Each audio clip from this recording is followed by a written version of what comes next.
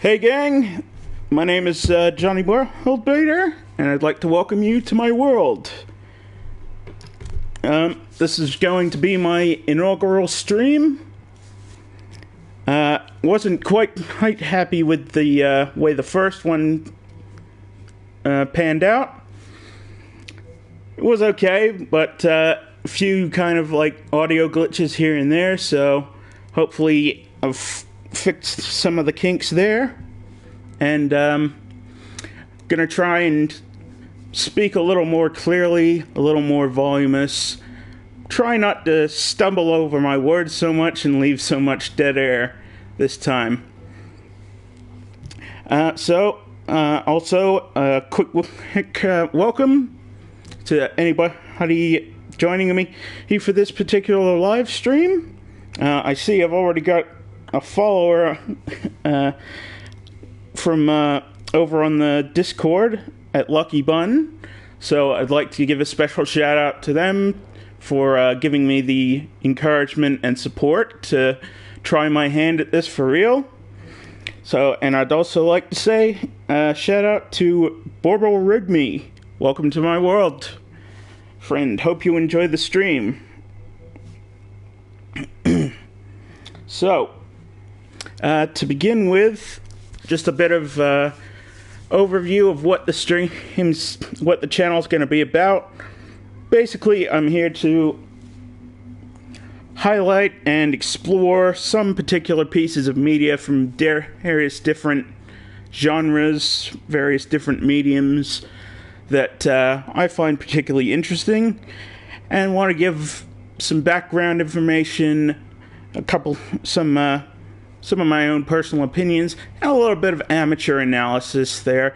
I have a little bit of a background in media studies, but I am by no means an expert, so everything that you're going to hear on this channel is purely opinion-based, purely subjective.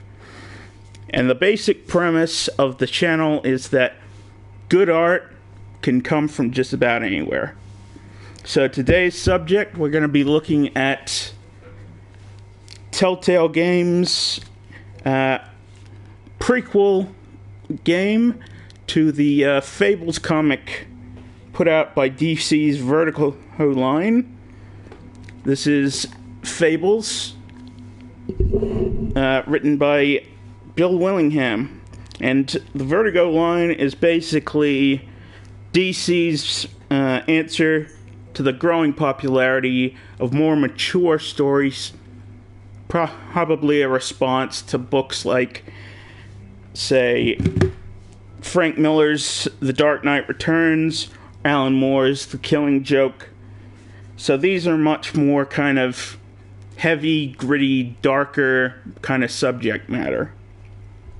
Excuse me while I take a drink.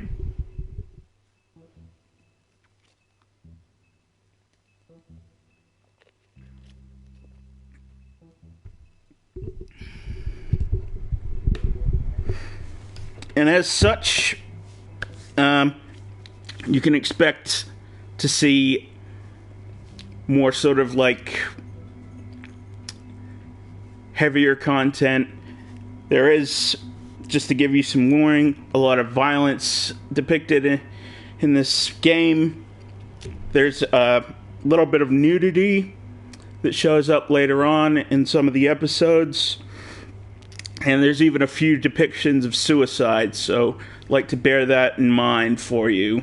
And I'll try my best to give you warnings for those particular scenes. If you're particularly sensitive to that kind of stuff, hopefully we can kind of manage that for you. Alright, so let's dive in.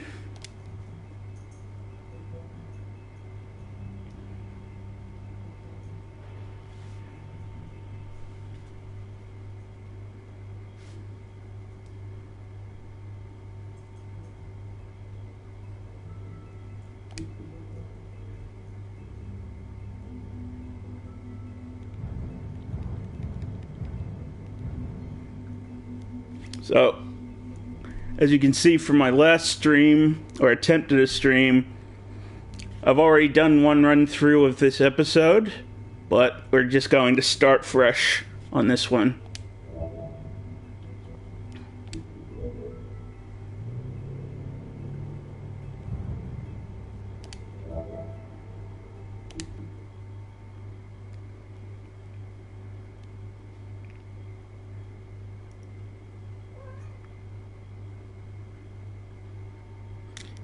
Hello, kitty. Are you gonna be quiet for Daddy while he does his stream? I hope so, you cheeky little minx. Okay, so once upon a time in New York City, there lived a community of fables, fairy tale characters known as Fabletown. Fables who lived there arrived hundreds of years ago after they were exiled from their homelands through the use of magic spells called glamour. They have protected blah blah blah blah blah. Basically, the premise for this story, this narrative, is that fable characters from fairy tales and folklore are real. They've been driven out of their own worlds and need to take refuge in the human world.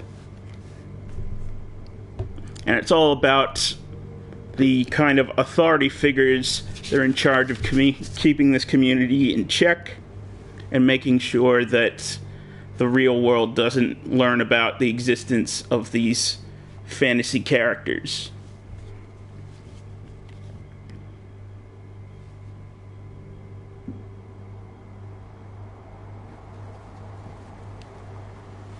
I like to do some of these kind of point-and-click narrative-driven adventures because they're kind of low-stress games. They have a little bit of a kind of story thrust that makes it a little bit easier for me if I can't think of things to talk about. You know, I can always just leave the story to play out for a little bit. Mr. Toad? Biggie!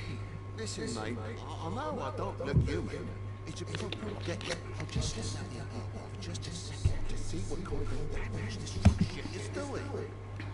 Just kiss me up the egg, yeah? I'll get the glamour first thing in the morning. Cross my arm. No need to kick up a fuss. So this, of course, is Mr. Toad from The Wind in the Willows.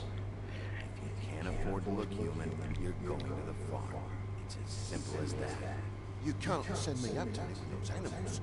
And the farm in this universe is basically an alternate community in upstate New York where all the fables who can't pass for human are sent, and it's basically considered a prison.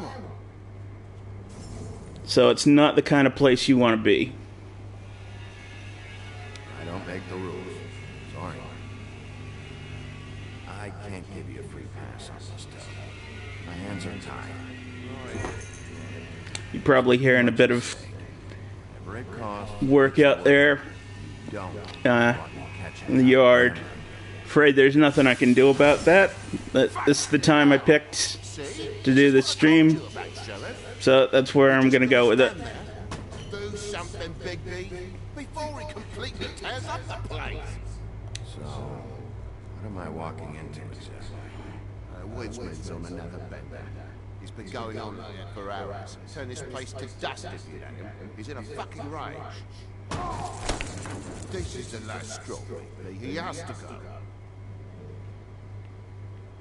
So what set him off? Who knows why it was this time? Man's got a hair trigger. I avoid him as much as possible. When did he start drinking? Not sure he ever stopped. I didn't know anyone else was up there.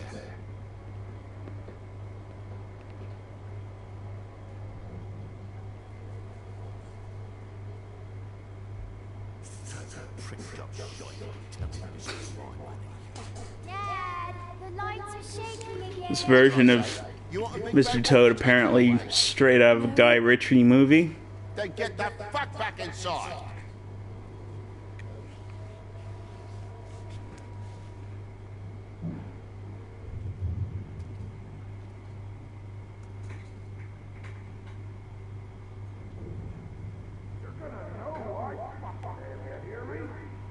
So this is our main character.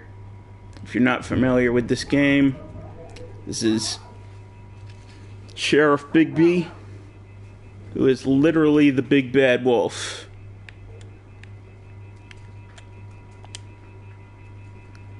Now, the way I like to play this character is basically as a decent guy, you know, just a hard-nosed cop trying to do his best to, you know, uphold the law, you know, and sort of dole out justice, you know, keep people protected, you know, the kind of thing that cops should be about, but don't always seem to be. We won't get into that too much.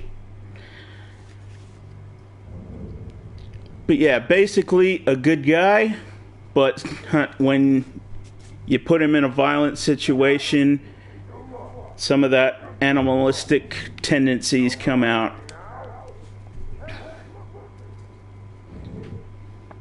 And it's all about that struggle to kind of control your primal instincts.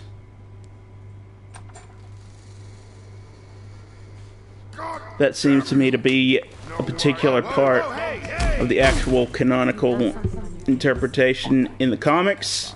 So that's kind of the way I want to play it. I'll fucking kill you! Alright,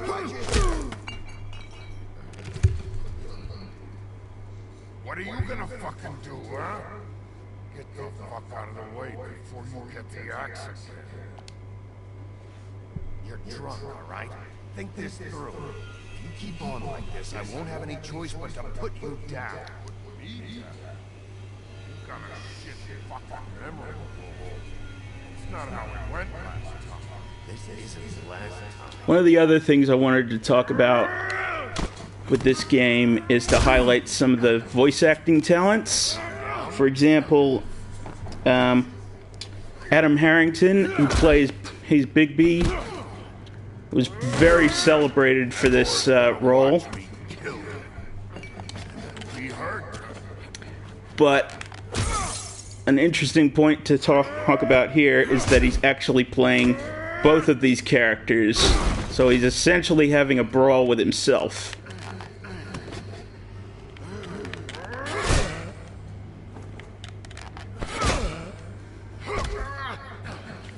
I'm gonna do my best effort to actually play the game properly.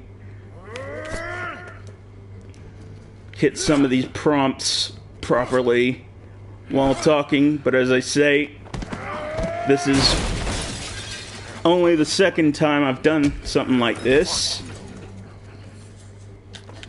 So you're gonna have to bear with me.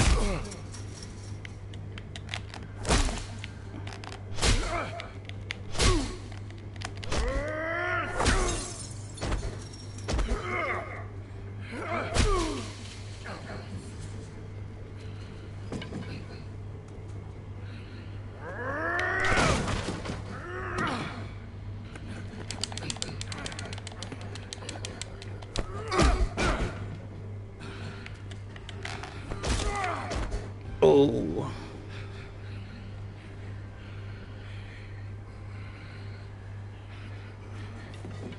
You should probably get out of here. Look, I'm not leaving until I get what's mine. You're not getting shit, bitch. Oh, fucker. Put you on the ground. Say that word one more time. What? Bitch? What did I say? Oh, fucker. Yeah. Bigby has a particular dislike for that word, and that'll come up many, many times, both in this game and in the comics. What the hell is going on? What happened? A little misunderstanding that turned into a real shit show. Don't worry, you saw the best bits. Nothing more where that came from, girl. Knock it off.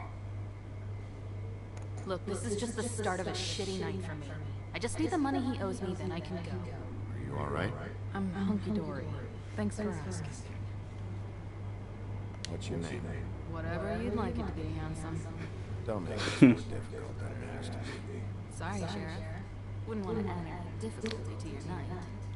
Why It's would a you thing get you see in a lot of Telltale games where, especially as they went on and made more and more products, the illusion of choice kind of began to fade, and you start to realize that a lot of these choices don't actually matter, and a lot of the narrative is just kind of put on rails.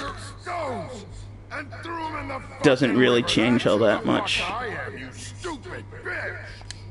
Hey, what did I say? I said be nice, or you wait out. Oh, spear right off the second story. Good God, King. It's a Pier 6 brawl out here tonight.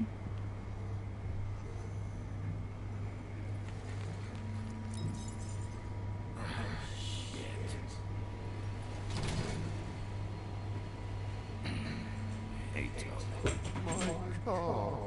Yeah. Give me a second. Oh no, by all means. Take your time. Make yourself comfortable. Can I get you anything? Pillow, perhaps?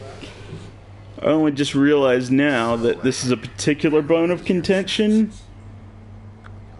for Mr. Toad, because Well, I can't be mad. as you'll see later when we get a look at his apartment, the guy is obsessed with cars, which is pretty true to the character in The Wind in the Willows, of course. Love that Stallone parody of the Cobra poster.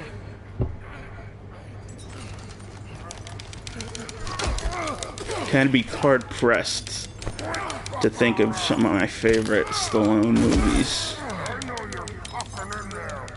You gotta be putting the Rocky series on there. You gotta be putting First Blood, Demolition Man. Past that, I'm not quite sure. Who am I? I'm your worst nightmare.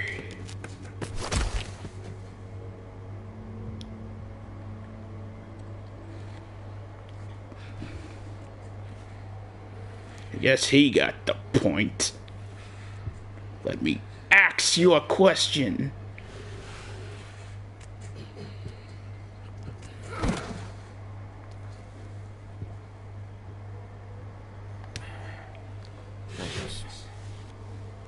Don't mention it.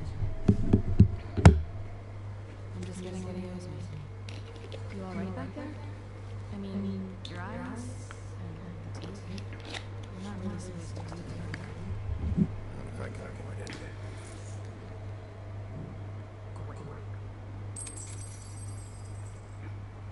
The guy's got an axe in his brain. He's not feeling it. It's more fun. This is another thing you can really take advantage of with these kind of stories.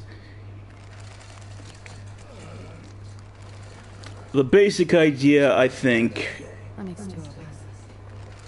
around why fables are so hard to kill, as she just said, is because this is just my interpretation, but it's based on a lot of these kind of stories that focus around mythological beings, is that these people, these characters, kind of draw their power, their vitality, if you will, from the let me think, from kind of the how well their stories are remembered in the human consciousness. Like, you can't really kill a character like the Big Bad Wolf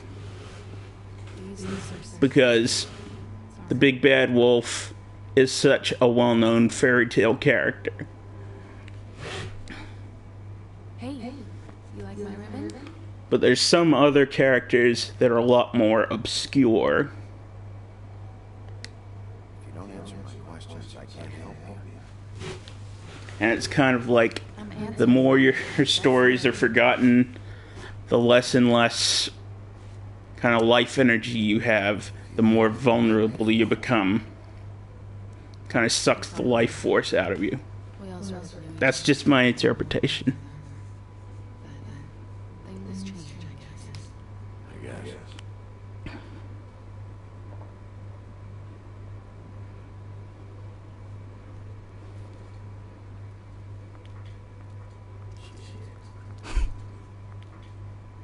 You're getting a look at Stop. a lot of little details in this art style as well.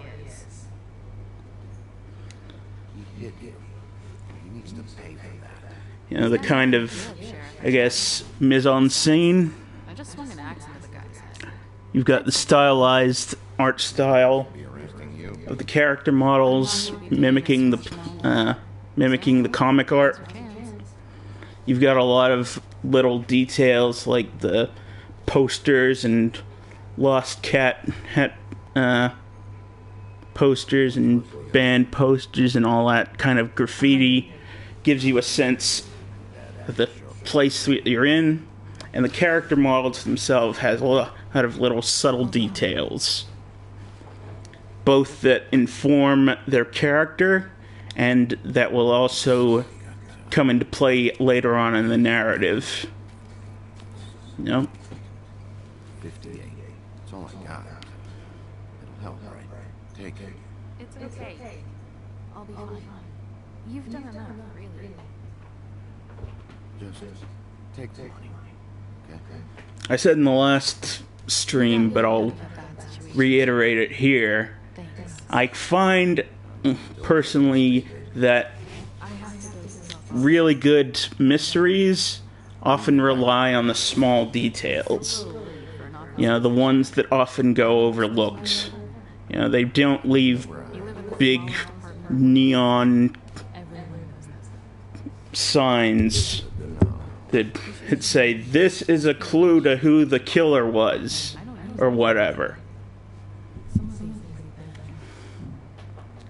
So you want to focus more on the small details, you know, the subtleties that lend nuance to the story, because those are the things that are going to matter. Those are the things that are going to help you put the puzzle together.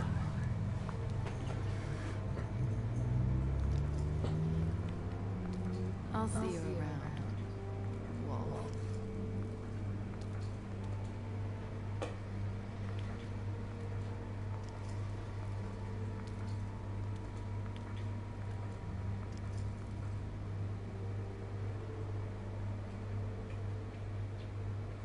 I'm also a particular fan of the kind of cinematic aesthetic that is particularly focused on, that is particularly featured in this title sequence coming up here. I like to think of it as neo-noir is a big thing in the 80s in particular, that kind of modernization and also a throwback to the film noir kind of heavy contrast, you know, hard-boiled detective stories and stuff like that. You know, heavy use of light and shadow. And in this kind of instance, you often see this use of really bright colors, really kind of unnatural colors, that I think really reinforces the idea that you're in a city. You know, you're kind of in this impressive, enclosed environment, you know, that doesn't have natural light, doesn't really reflect the natural world. And there's kind of an unsettling vibe to that. You see this, not particularly that style, but you see a lot of the kind of neo-noir in films like, say, Shutter Island, in Seven, in Manhunter, Michael Mann. You know, you see it a lot in the oeuvre of David Lynch, and more recently, it's featured fairly heavily in the John Wick movies. You also see a lot of it in these kind of sci-fi takes on either mysteries or like crime stories. Stuff like particularly Blade Runner and Blade Runner 2040, even to a larger degree, use a lot of that heavy contrast, strong color shading. You see it as well in a lot of things like The Terminator, Ghost in the Shell, Dark City, Brazil, or A Scanner Darkly. A lot of like really high profile directors, film directors, they love to use that particular style because it is extremely stylish. And it stands out from the crowd. Don't make me come over there. Look, I've got an hour of paperwork ahead of me, and I've already had to deal with one asshole tonight, so just... Sorry, Bigby. Didn't mean to be an asshole. Hello, Bigby. I wasn't expecting anyone. I know this looks a little odd, but there's an explanation, I swear. You're out, right? Is there some sort of curfew I don't know about? What's with a third degree? Damn it, I'm late. So talking about voice actors again, this is another one of the celebrated figures in the Telltale kind of voice acting regulars.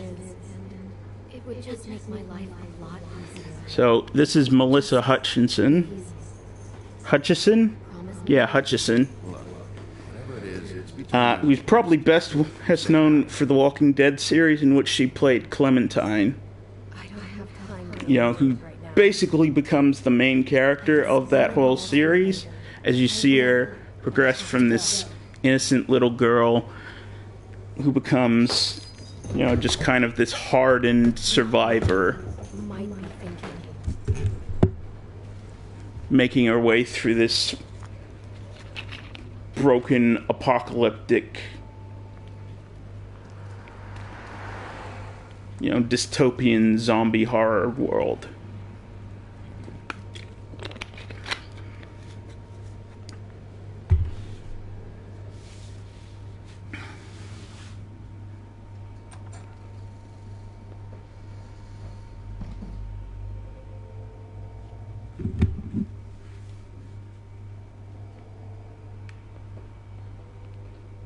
They really put a lot of effort into the art style in these games to really make not just the character models, but the environments really distinctive. You've got this kind of quasi Art Deco kind of architecture with all these kind of medieval fantasy era trappings all around the place. But you can also see that it's kind of a rundown place. You know, this isn't a top real estate kind of place. Prime real estate apartment.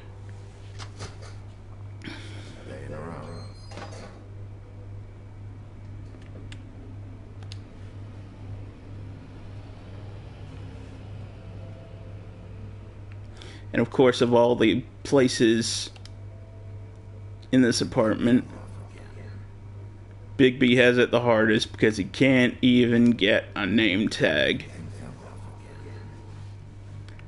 to go on the slate. probably one of the most important figures in his community, can't get a slate. That's just how things work when you're the hard-boiled cop. The thankless job. It's not subtle, but these kind of little touches work effectively.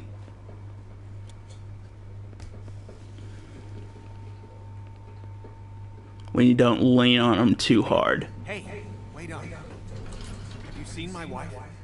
Have you seen Beauty? Nope, haven't seen her. Oh, okay. Sorry to bother you. Damn it. Something's going on.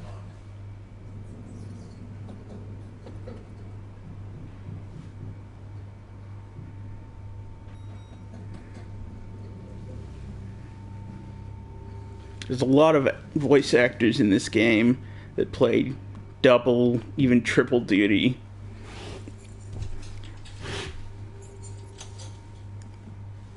In the voice roles.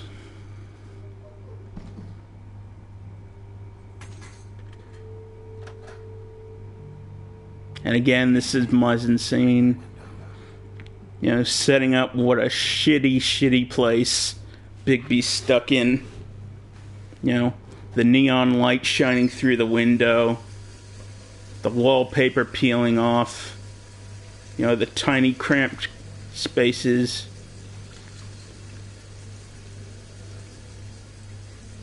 It's all very heavy-handed kind of stuff for communicating, like, the circumstances that he's in. But again, this is all kind of like narrative language.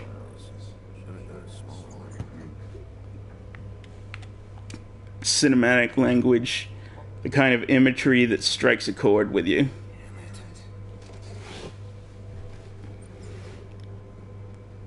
And again, this is what I'm talking about.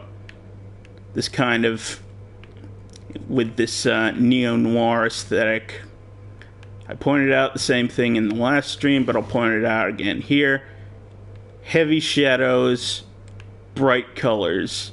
Kind of unnatural, surreal colors. The kind that you don't really see just walking around day to day. The kind that you're only going to see, in a kind of packed city with a lot of blaring neon signs and unnatural lighting in it. I particularly, when I think of this style, I like to think of the poster for a film called Streets of Fire.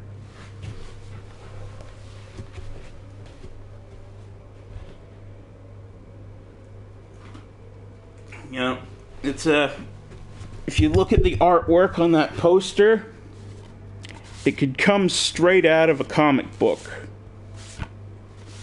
It's on the face of it, it's basically just pen and ink, contrast of light and dark, a lot of negative space used, but then, and like in black and white, you can just see it in kind of an independent pulp comic, but you sort of give it a little more character when you start adding different shades of color to it,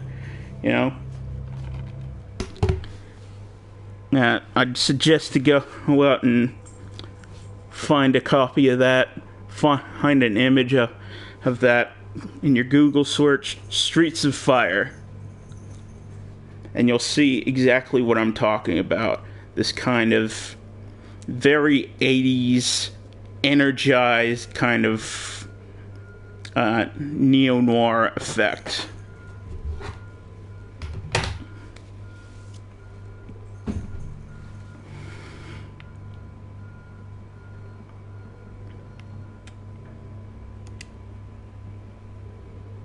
Bluebeard's file.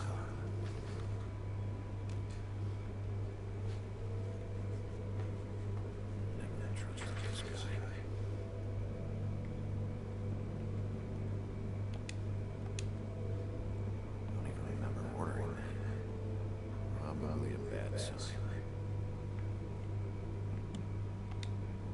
wish this still works.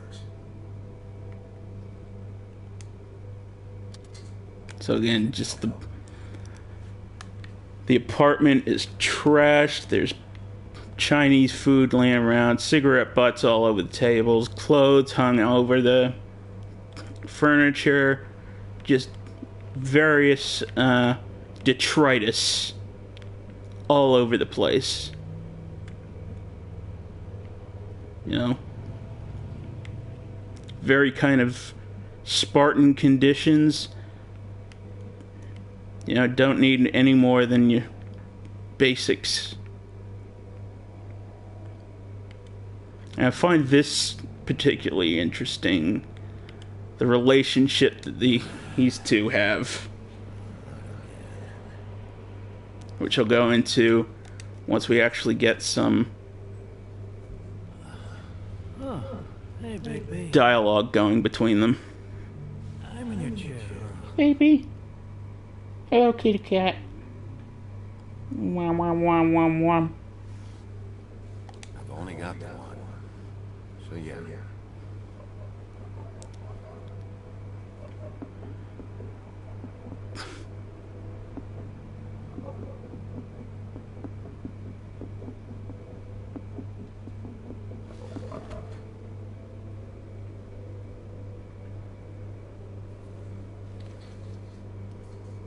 Got a smoke?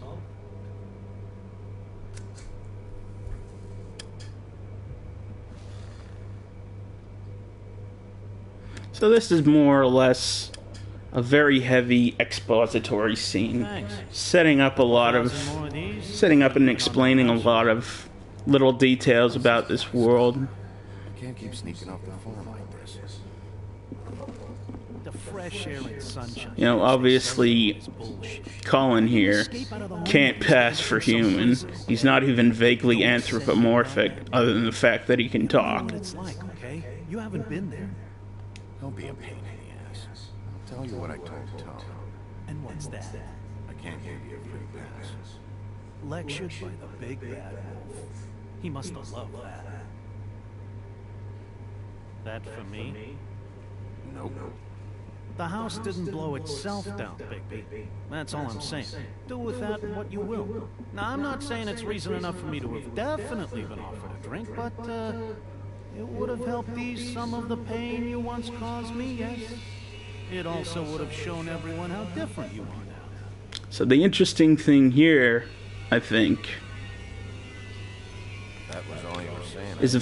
is not just the fact that Take it all back. this is one of the three little pigs Everyone wants that Bigby is harboring in his apartment It is better because he doesn't really have any other place to go. said that. But the fact that it's just the one of the pigs, eating alone. you know, gives you some subtle implications, The wrong word. you know, Fear you more than anything. to think A about. lot of people. Well, where are the other two pigs? What happened to them? Can't change the past. Well, you can't change people's memories either. Look, I'm not saying it's fair, but it's real. People are scared here. I mean, look at your hands. Who'd you get in a fight with? A fable, right? I'm sure you're not going around punching Mondays. I was doing my job. Your job is to beat the shit out of fables. I mean, yeah, kinda.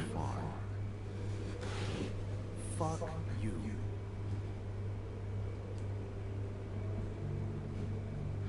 You think my job is easy? You try keeping a bunch of fables from killing each other. How do you think this all works? I don't know. How?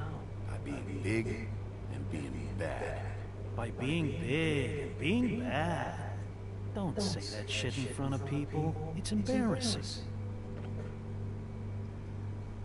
That's the attitude that gets you in trouble. I'm sure you were shitty to everyone you came across tonight. Not everyone. Name one. Beauty. Oh, yeah? Yeah. I kept her from making a bad situation worse. Right. Yeah. That's real nice of you. Life is easier with friends, Bigby. And we live a long fucking time. I know you like this whole lone So a lot of this dialogue is a little heavy-handed, but you kind of need to do a lot of that stuff. If my throat wasn't so parched, I wouldn't have to keep You kind of need to be a little heavy-handed on Just give me a drink, please. explaining the relationships and the rules of the Out of second story window. narrative world, I want to get in 2 seconds of shut eye. you know, and try to get it out as quickly and as fluidly as possible, Yeah, all right. Probably. just because there's a lot to take in.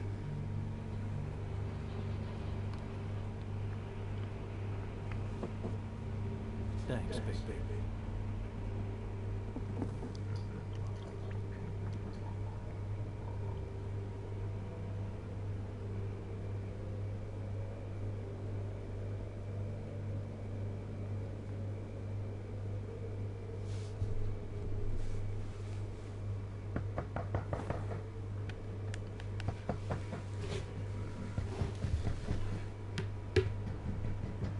What are you doing?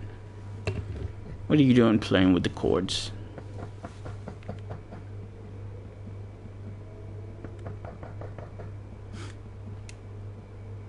I like this little touch here. A lot of neat little touches Bigby! Snow. that lend a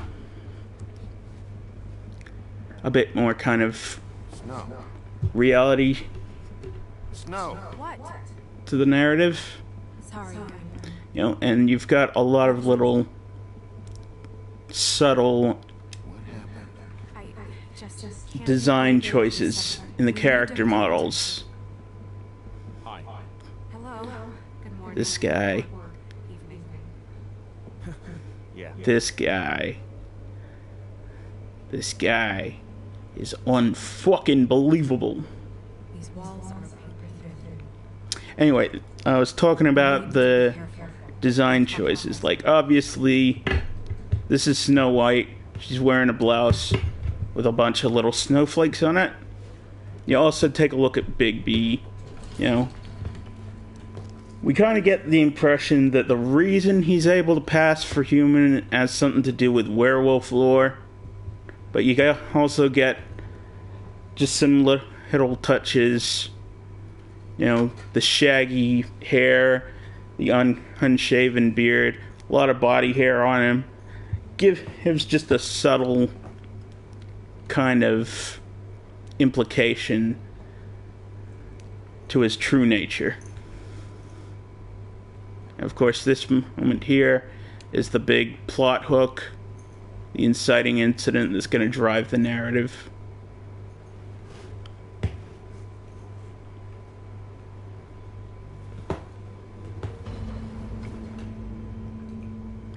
Dun dun dun. You knew this girl? Is she's not in London, right?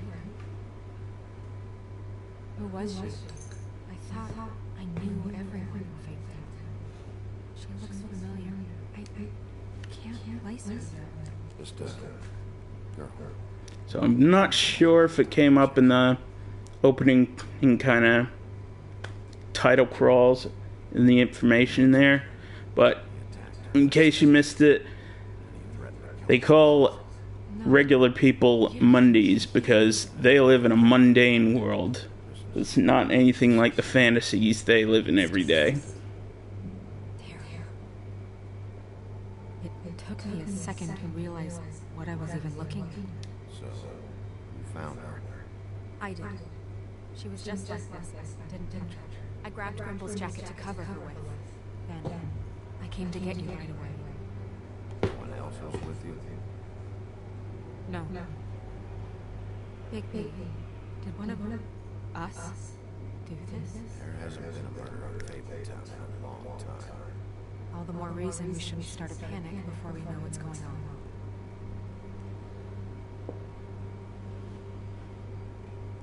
Have a look around. We don't have much time before people will be coming through here.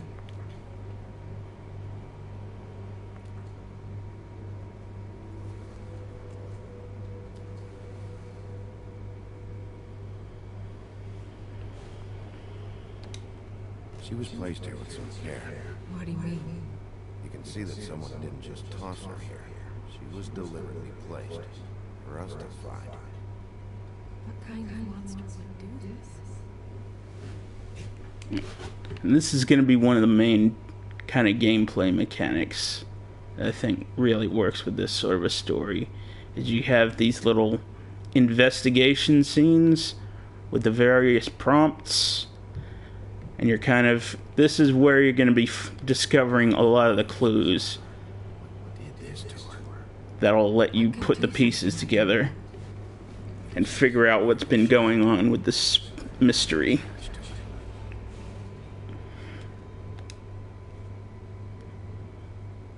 What is it?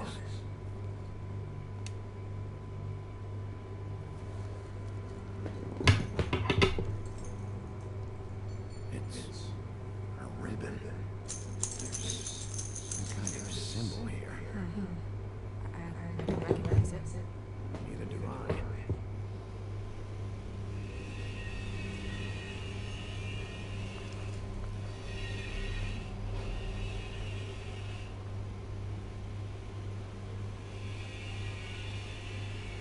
Another not quite subtle I'm sorry. detail, but an effective kind of narrative thrust is when they do these little signposting segments, you know, showing you the blood on the footpath there, We still have some time. leading down and leading you in the direction you're supposed to go. You know, they do it a lot in video games by saying, putting a light at the end of a dark tunnel or something.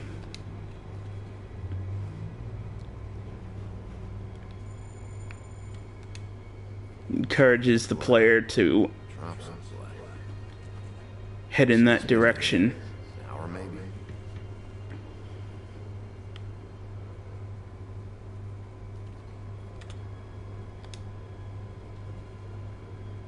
No signs that it's been here long.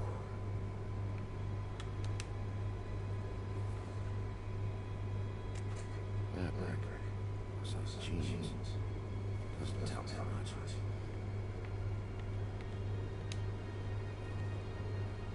I mean, this is the 80s.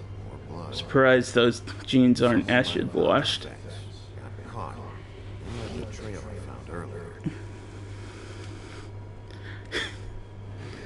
Kind of a pathetic thing, but when I was back in high school, I used to intentionally cut holes in my jeans so that make them look cooler. Just some loose treasures.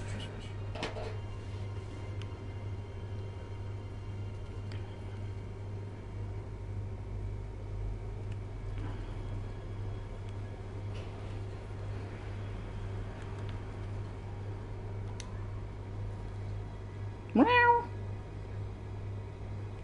are you doing? Better to be thorough. Sure, just hurry up. We don't have much time.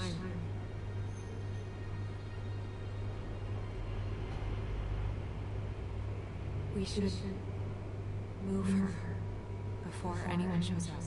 We'll find out more at the business office. She'll be in the books, I'm sure. Big B, do you have any idea what's going on? Someone brought her on the outside. That makes sense. There's no signs of a struggle. But how do you know? I found blood on the fence back there. I mean, how would you know if there is any signs of a struggle? It's a severed head. So, someone from the outside. Well, at least they didn't come from inside the woodlands.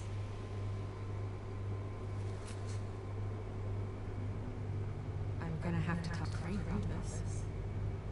As long as King Cole is gone, he's acting mayor. He needs to know. And he's going to find out anyway, so we may as well get out in front of him. It'll just be worse if he finds out we held it from him. I guess it's useless to drag it out. That's how I feel too. I'm sure he won't be happy, but it's just part of the process. Hopefully he can be rational about it. I wouldn't hold my breath. I'm not. I just don't want him interfering. Wow. Wow. Crane's not what's You gonna be a nuisance the whole We stream? need to figure out who this girl was so we can find you on the business. You big Check with Dr. Swinburne. needy baby. I'll meet you at the business office. Big sooky kitty.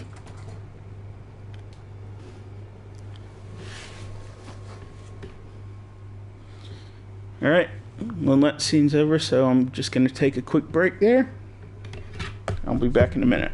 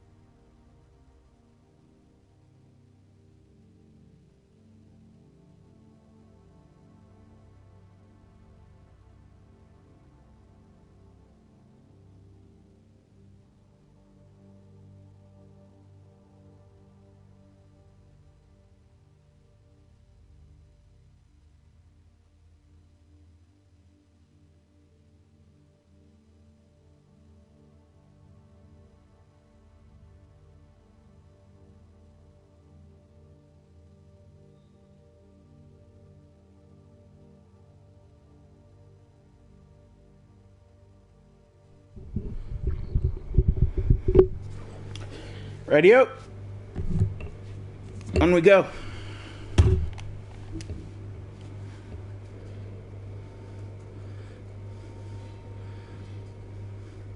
That red-headed little bastard again. You don't see there's a line? I see you. Already. You get to just walk in? Must be nice being the sheriff. Do whatever the fuck you like. I work here. Dude, I work here. Great work you do, sheriff. I can walk in wherever I want. I work in the goddamn office.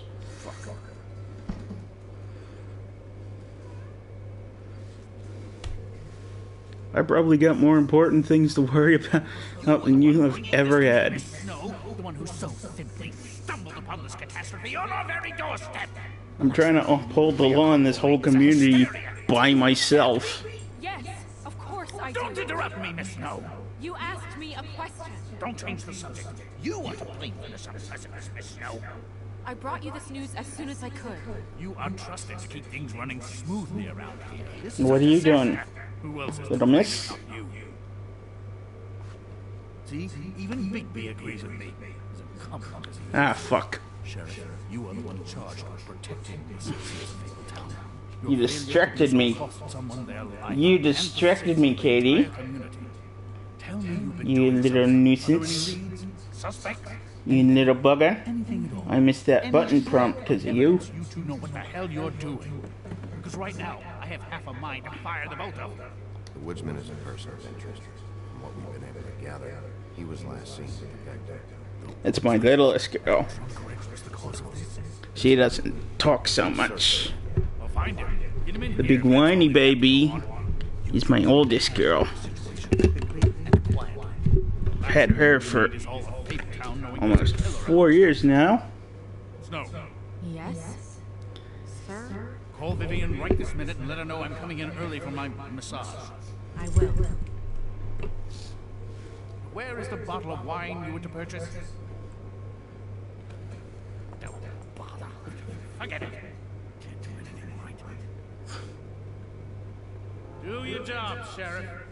Or we'll find someone who can. You know what? Stop.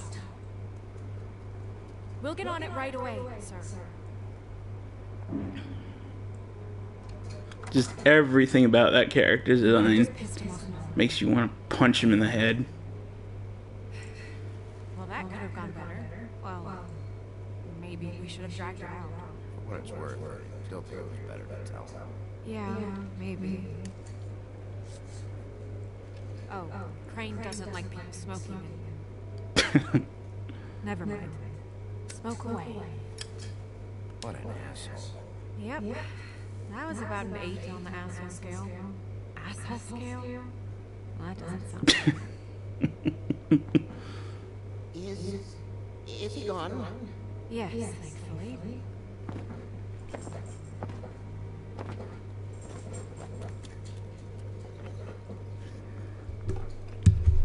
Buffkin! Hello, Miss Snow. Drinking? This early? Where did you get that? It was by Mr. Rickabout's desk. Then don't you think it probably belongs to him? Maybe.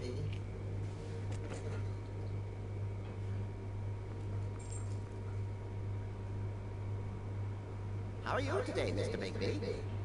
So this is another actor, voice actor that's playing, Fine. doing double duty here. Name's Chuck Carruthers. Which books? The ones Gives you a little bit of a demonstration of the contrast, and the range that these voice actors work with.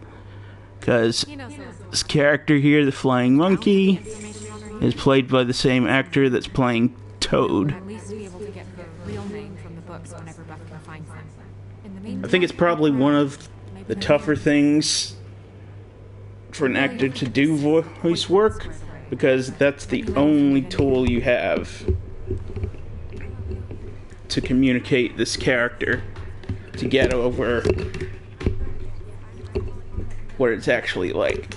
And it's a very kind of thankless, underappreciated job, because you never actually see the acting on the screen. You don't get to see them use their body language. You don't get to see them use their facial expressions. You don't get to see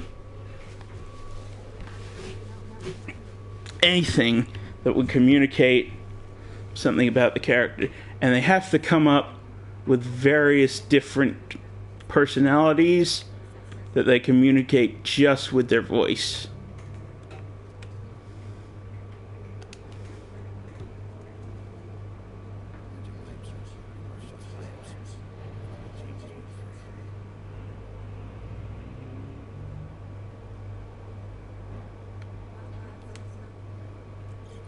I'm not saying that screen acting or theater is easy, but you have considerably more dramatic tools to work with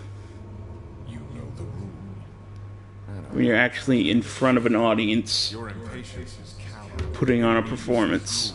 But have some respect for our industry rules. Mirror, mirror, if you're able, tell me all about this fable. See, was that so hard? Yeah, I'm about 2 seconds away from kicking a hole in you. There's no need for that. Fine. Of which fable do you wish to know? Show me Buffkin.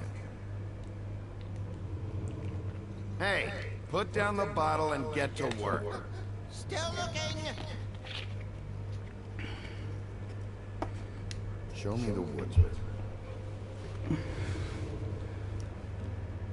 Where is he? What you see is complete.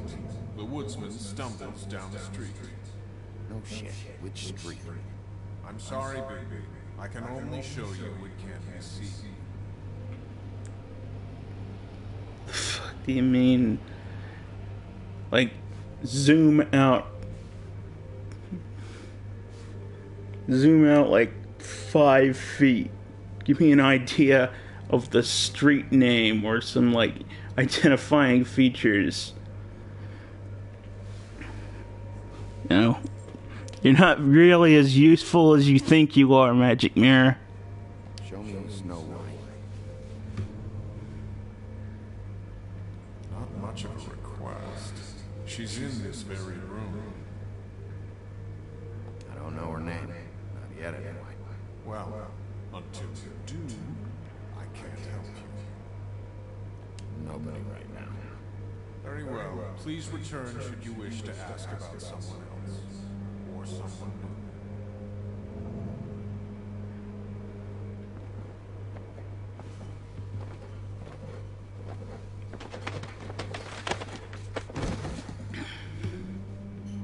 Well, I'm sure we'll get it all cleared up.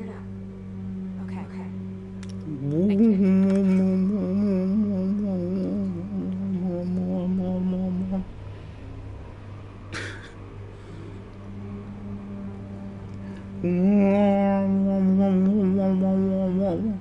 Again, I apologize. There's not much I can do about the noise going on outside the flat.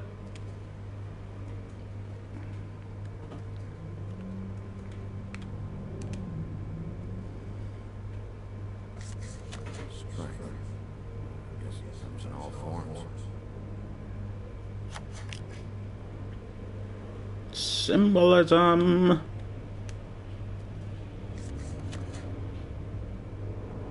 Symbolism.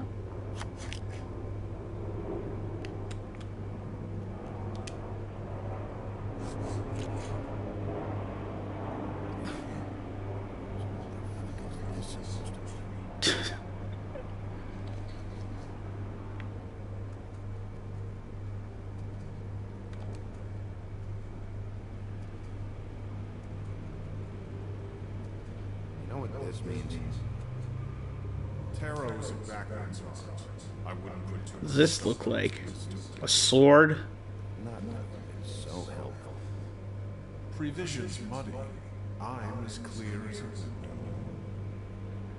There's no evidence to support that claim.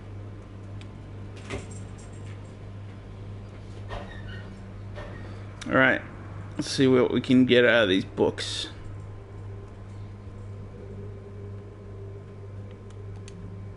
We'll start with these. Any information on fables in our community will be somewhere in these books.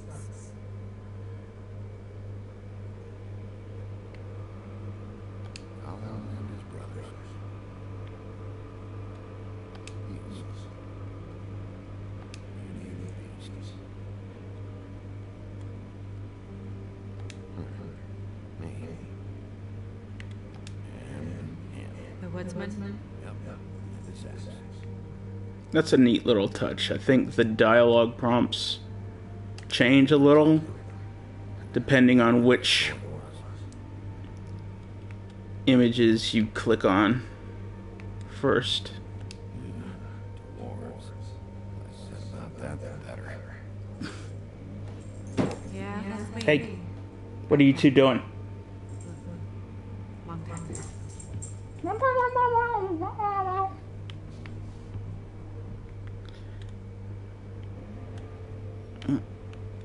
So that's obviously what we got to look at. But we're going to be thorough. Haven't seen Patrick around for a while. He likes his privacy. Wish Toad would like his a bit more. Ichabod Crane. Scared shitless. What's that? Your boss. His finest moment. Hard to understand how he ended up running this business. Well, maybe it's time that changed.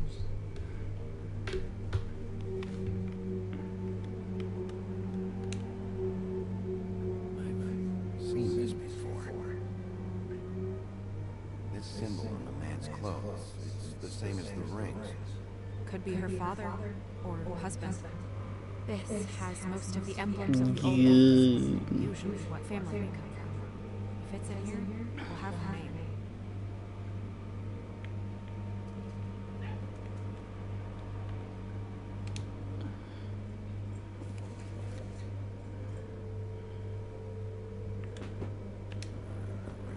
What?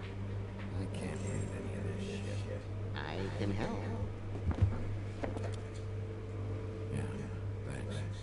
We look out for each other. Don't overdo it. Buff, translate. An exquisite design from the good china of Toad Hall. Mr. Toad. He probably wrote this in himself.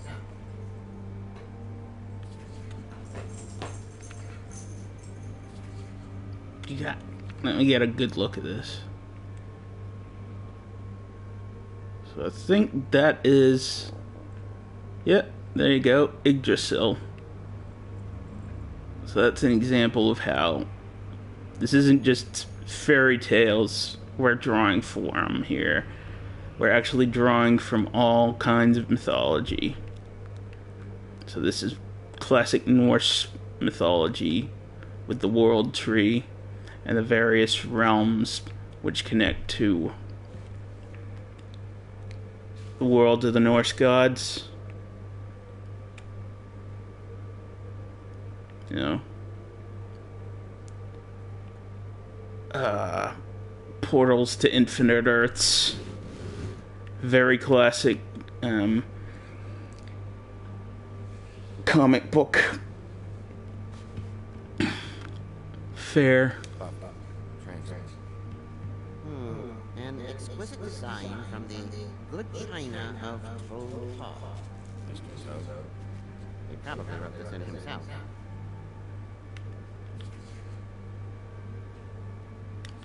There's also a lot of kind of regal imagery being incorporated here, particularly like French symbology, Celtic symbology, the kind of stuff you'll see on heraldic coats of arms.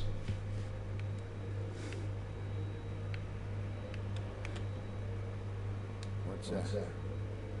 It reads, Mark of the House of the Frog Prince.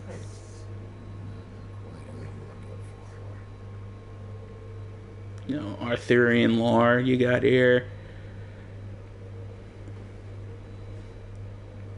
Of course, Alice in Wonderland through the Looking Glass. This looks familiar. Yes, from the Axe of the Woodsman, a druid blessing, actually. Someone molest that thing. I only translate.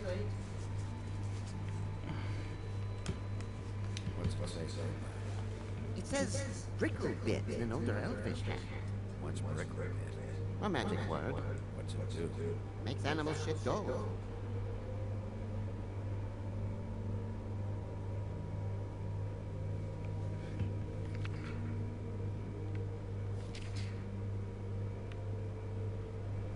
This is the one. Where's this from? Which family or story? That's an odd one. Family name? I'll go look it up. All in live. Watch out for the log they go. Yes. What does it say? Donkey Skin Girl, also known as Donkey Skin, also known as Ass Skin, prefers to go by the name Fake. Poetic. Buff, we don't need commentary. The story of Donkey Skin. There was once a great king with a beautiful queen. The queen grew ill and had her husband promise to only marry the most beautiful girl in the kingdom. After a long search, it became clear that the only woman in the land that could match her beauty was... his daughter, Faith. She had a magic cloak made from the skin of her father's prized donkey that would hide her beauty so she could escape his kingdom. Eventually, she married a prince who could see past the magic cloak and knew her true beauty. They lived happily ever after. Yeah, so a lot of those old classic versions of fairy tales suck. Like, bad shit happening constantly. And what's her husband's name? Lawrence. Prince Lawrence. We got what we came for. Her name's Faith. She was married to Prince Lawrence. I I mean, that's more than... Name was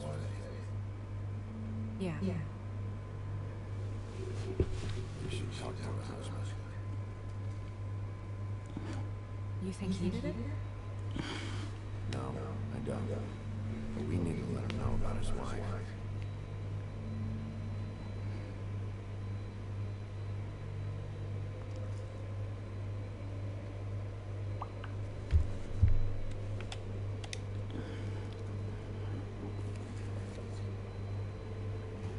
I'm sure there's some other stuff in here that shows up now after particular prompts.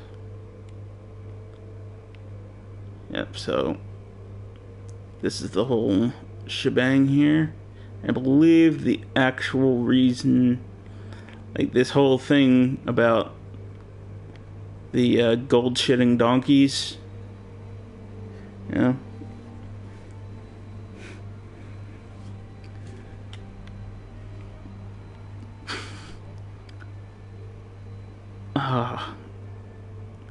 there's some joke in there about sun shining out your ass. I don't know. I can't figure it out.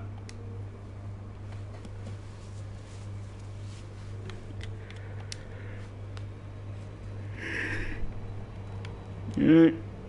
No, we're all good here.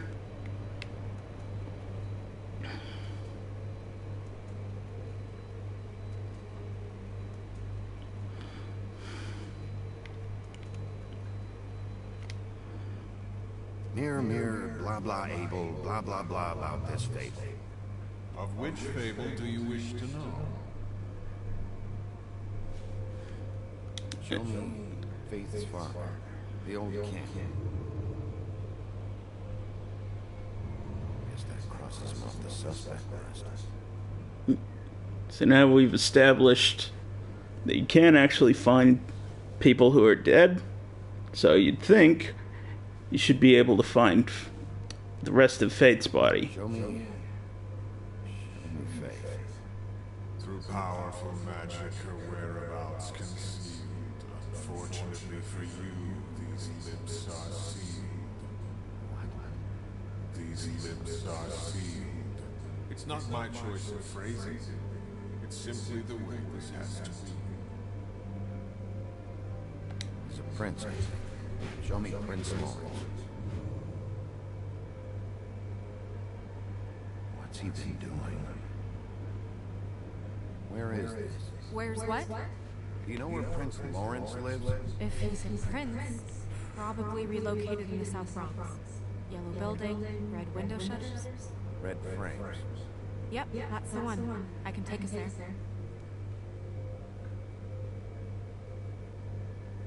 Nobody right now. Anything we can use? Yeah, that'll have to do for now. Come on, we're going over.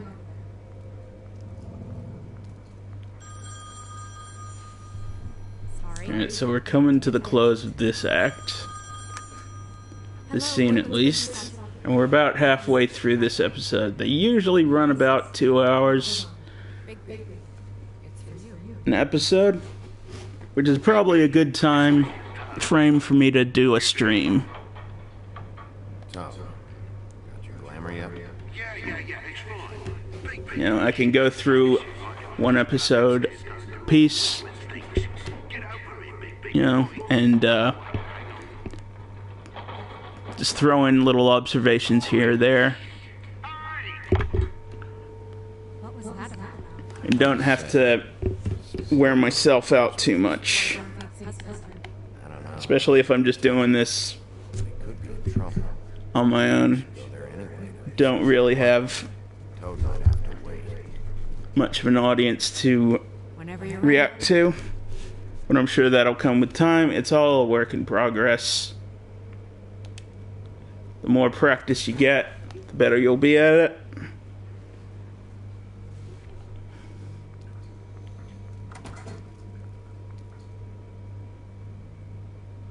Did Toad say who was there? Was it the woodsman? I don't know. It's possible. Whoever it was, it didn't seem like Toad was happy to see him. Well, maybe Prince Lawrence can wait. Yeah, he didn't see him. Could use some help, too. And this is one of the particular areas in which I get frustrated, because on repeat playthroughs, you really see the seams with these big moments of, oh, you're having to make a particular choice. Because when you've played through the game a few times, you realize that this isn't actually a significant choice. Because if you choose to go to Toad's apartment, the scene will pretty much play out the same way, no matter what you choose. But depending on whether you choose to go to Prince Lawrence's house first, it makes a significant difference. So I always like to go with Prince Lawrence first, because I prefer the way that that plays out.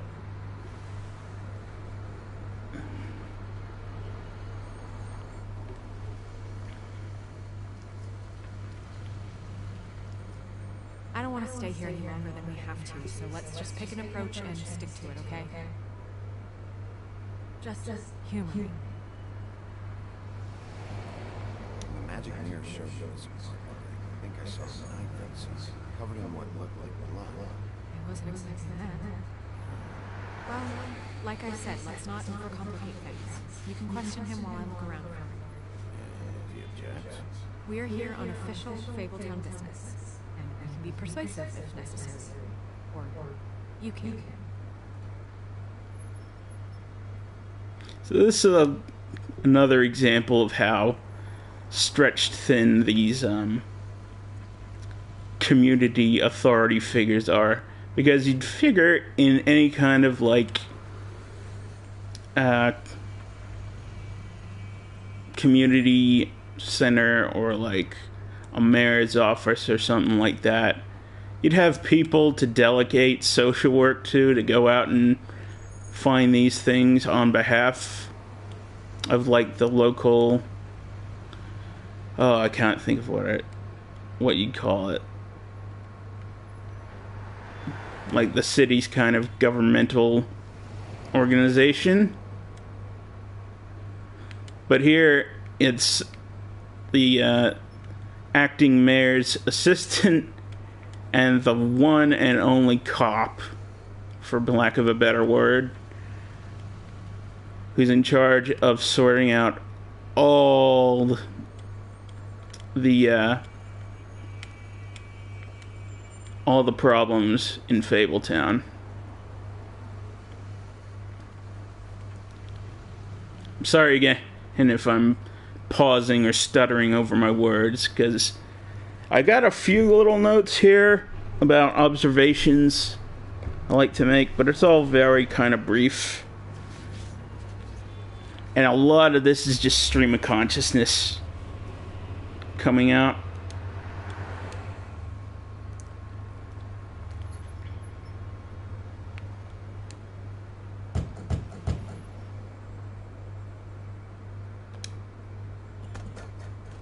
Lawrence, you in there? Hey, open up. It's Bigby. I need to talk to you.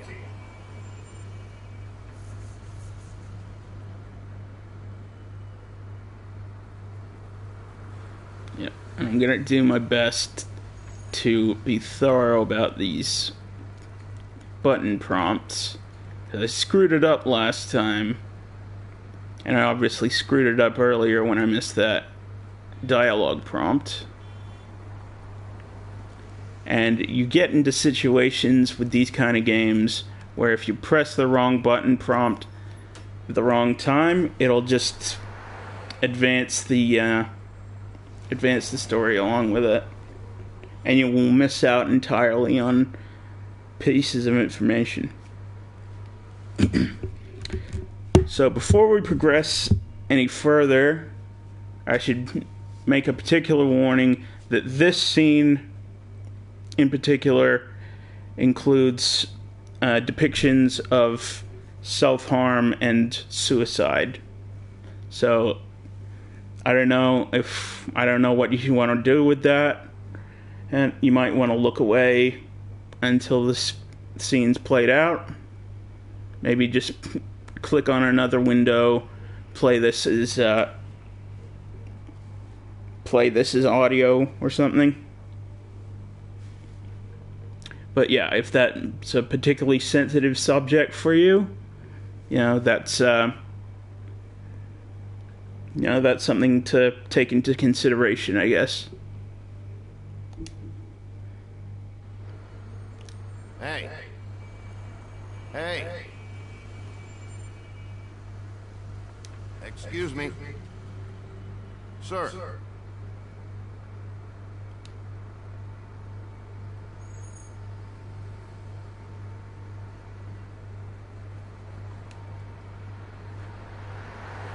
All right. Try this out. Guess we're out of options. Come on, help me out.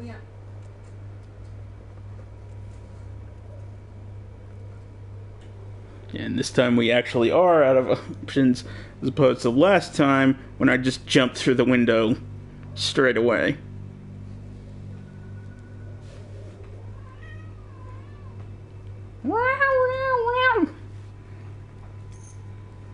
Big nuisance. You big sooky cat. That makes two things. We need to figure out what the hell is going on here.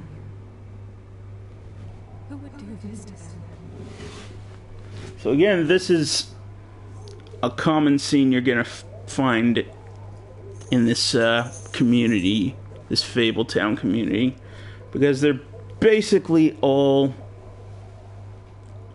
living in these kind of tenement buildings. Nobody really has any money.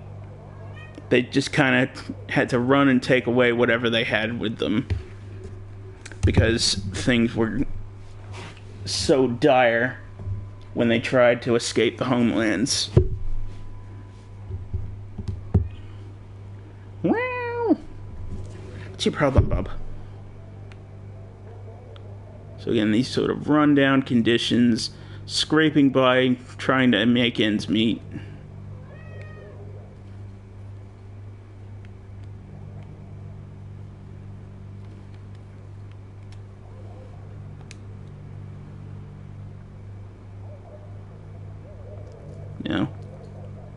Again, this is supposed to be a prince, and here he is in a couple of sweatpants. These like skate shoes are probably the most expensive item you could see him wearing. This t-shirt, plain t-shirt, and this undershirt. Like, not exactly royal regalia. They never really were peaceful, do they? I wouldn't know.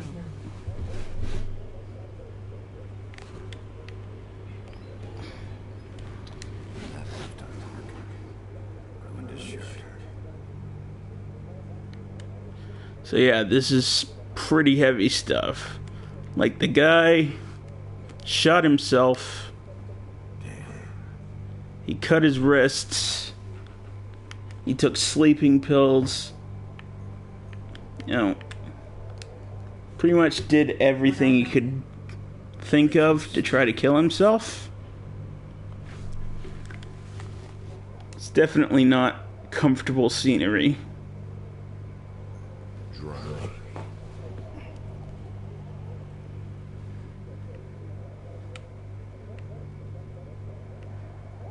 Let's solve this.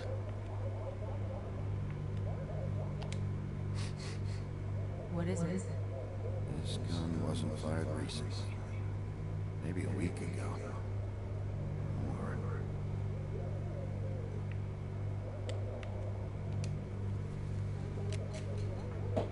Fingerprints? They'll be on the grip and the trigger.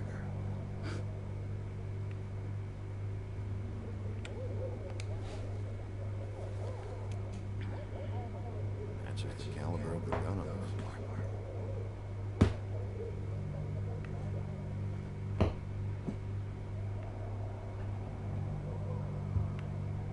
Alright, doesn't look like there's anything more here to see.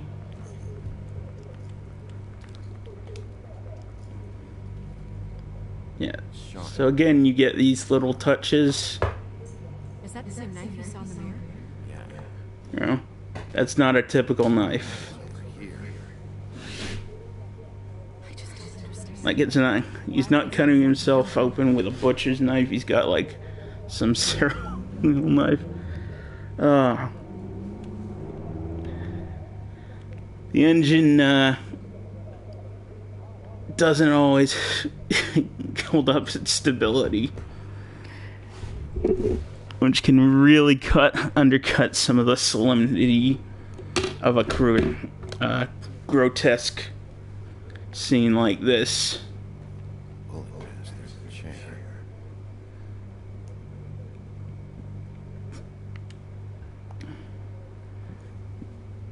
Snow, could you stand over there?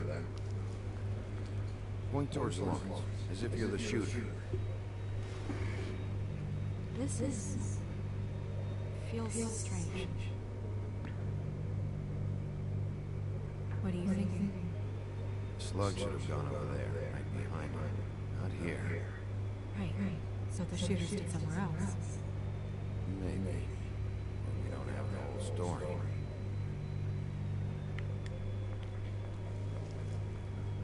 So yeah, if you click on the wrong prompts, you can pretty much miss all these investigation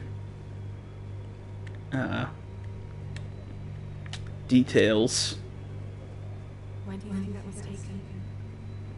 Before all this.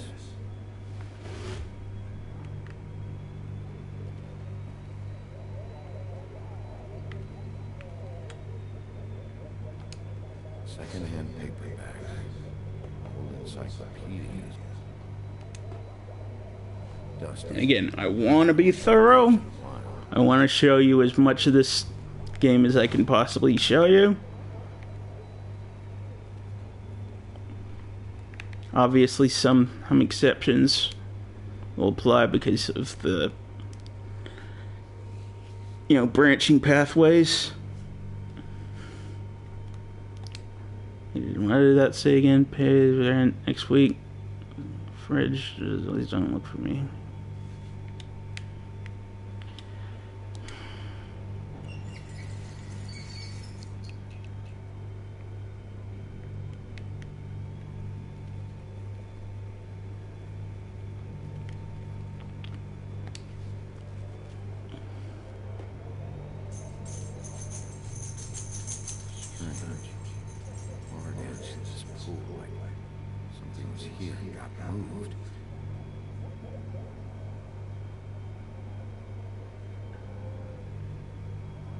I was struggling to remember the name of this thing the last time, but I remembered that it was actually called a Murphy bed.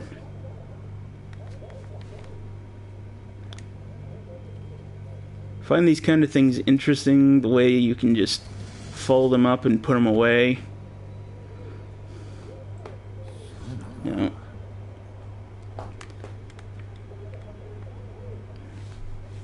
Like, especially if you're living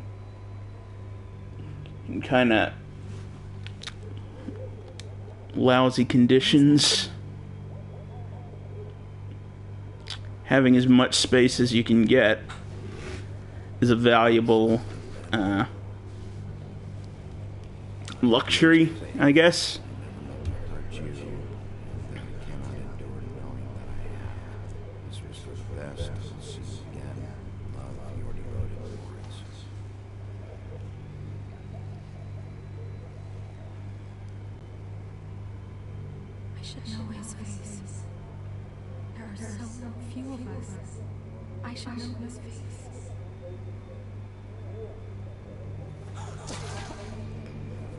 This is a moment that reminds me of something straight out of a David Fincher movie. I think it's David Fincher.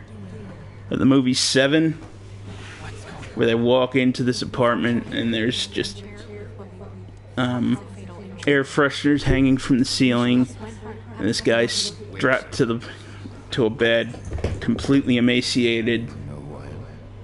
Yes. Good. I have a few questions. You know, as close to death as he could possibly be. What's this about? But then you find out he's actually alive. I made a decision.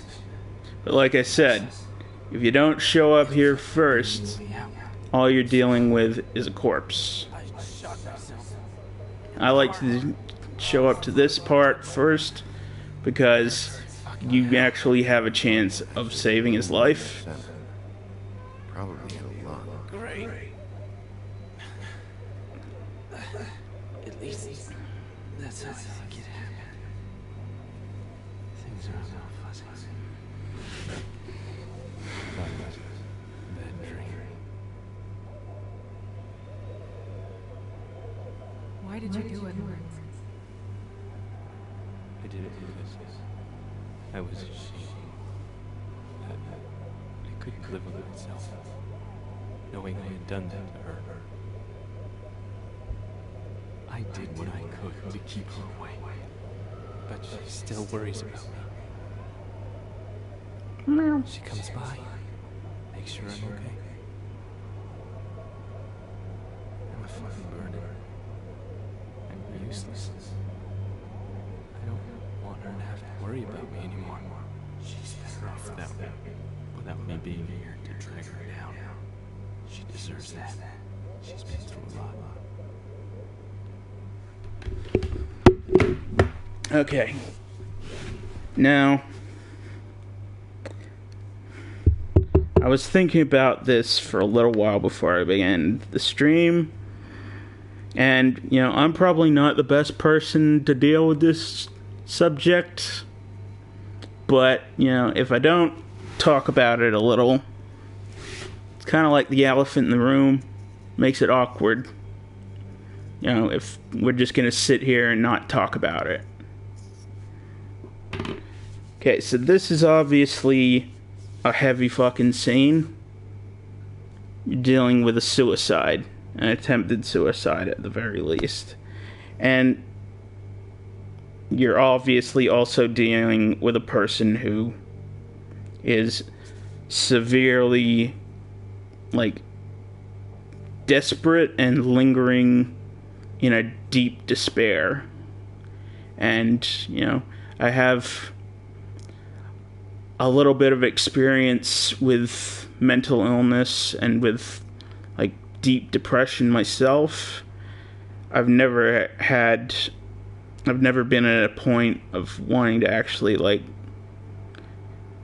harm myself or, you know, attempt to take my own life.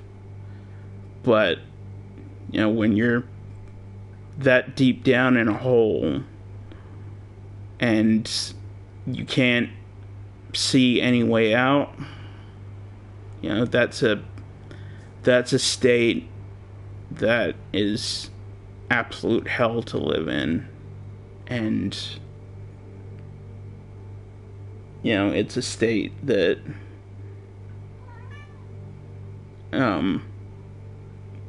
makes people irrational and just trying to do even the most extreme things to get out of it. You know, so basically what I wanted to do was talk about this as kind of a plea for, you know, compassion and understanding. You know, maybe you know somebody, maybe you even are somebody who's going through some real tough times, you know, who is really weighed down by, you know, depression or some other form of, you know, really detrimental psychological illness or syndrome. You know, it's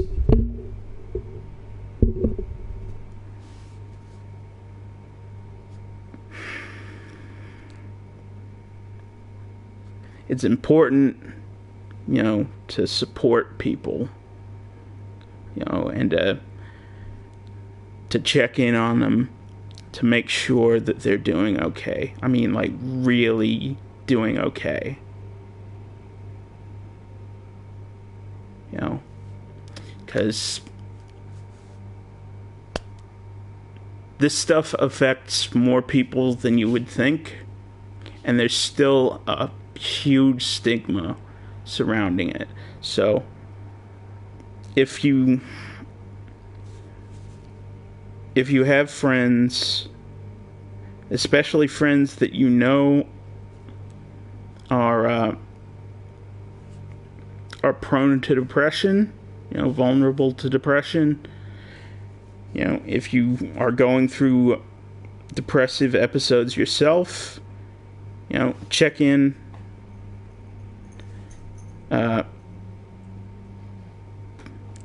get help, get support, you know, and just try to do what you can to get through, to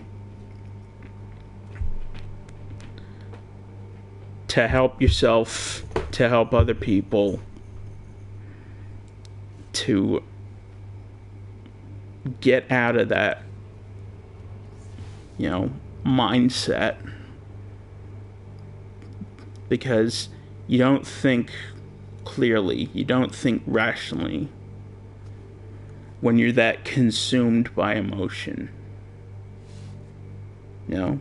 And if you're someone that's trying to help somebody, or even help yourself get through the struggle with mental illness, the struggle with despair, you know, you gotta reach out and ask for help. You gotta find a good support network, people who you trust, people who are gonna be there for you when you go through your tough times. You know, you gotta educate yourself on, you know, the kind of do's and don'ts. You know, get a grasp on what's actually going on with your mind that's putting you in this kind of predicament. You know, because everybody's mind is unique, so there's no one solution to a kind of thing like this. You know, and I just want to put it out there that if you're having these kind of problems, if you're, for whatever reason, struggling, you know, you can do this. You can make it through. And if you, at any time, you feel like it's too much for you, that's when you need to reach out and get support from people who are going to take care of you and help you out and help you when you're struggling. But most of all, you have to remember that you matter. Okay? You matter. Your life is important, and there's never, ever going to be anything in your life as important as you.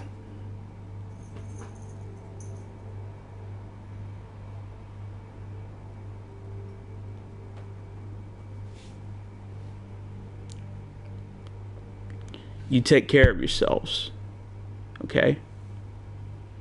Because you are important.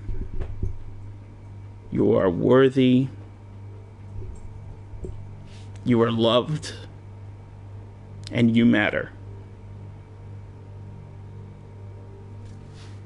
Alright. Sorry to take down the tone there for a minute, but, you know, that's just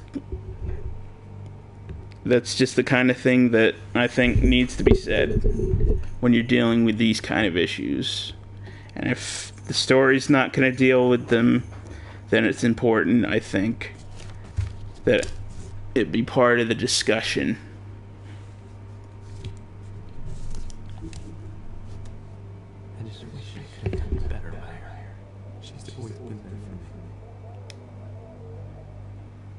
is missing. What? Oh, no. No. No. No. No, no, no. I knew this would happen. Fucking Georgie.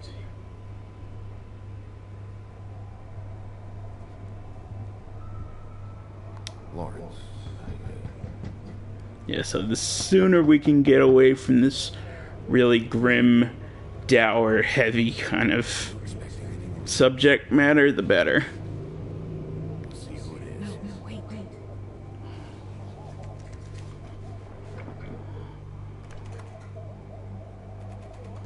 We need to know why whoever's out there is breaking in. I need your help. What do I do? Just play dead. What? Trust us. You can't move in your condition anyway, so just stay still. The second we figure out what they're here for, Bigby will arrest us. Think about your wife.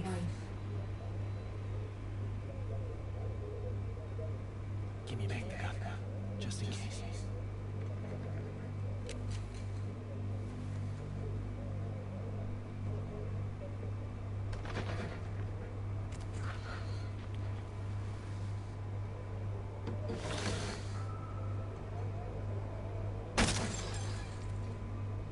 Just stay quiet, Lawrence. I don't know who that is.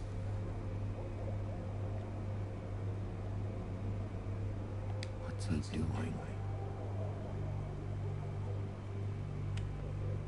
Is he looking for something?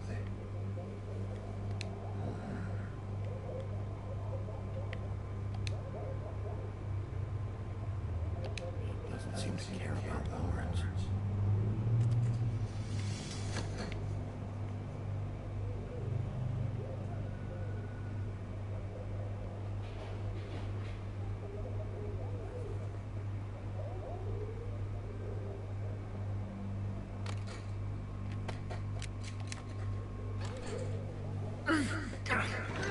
Hey!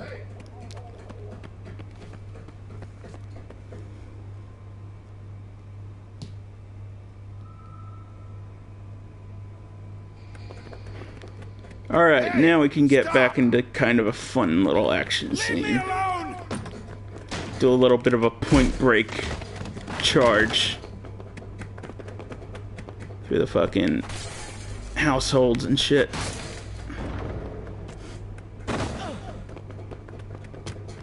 You again, you ginger nut asshole.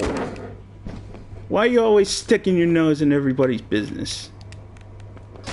I'm keeping my eye on you, my dude. Come here. Come here, you Winnie the Pooh bastard.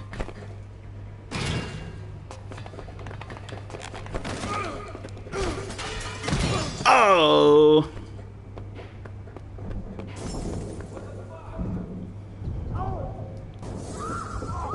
That's gotta hurt.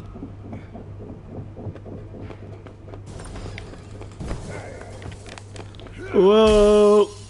Oh! Ah! Hey! From the third story with the big elbow. Ease up, Bigby. We're on the same side here. You son of a bitch. Run after you. Why did you run? What? Why did you run? Fuck, man. Because you chased after me. The fuck was I supposed to do? That's not an answer, man. I wouldn't have chased you if you hadn't started running. I ask him a few questions, too. Who's your employer? I can't tell you that. It's confidential. Sorry. Sure you understand. Nope. Can't say that I do. Come on. Coming with me. This could have been easy. Don't worry. It still is. Come on. Dumb? Yeah, it is. Look, it'd be much easier for you to... I'm D. He's dumb.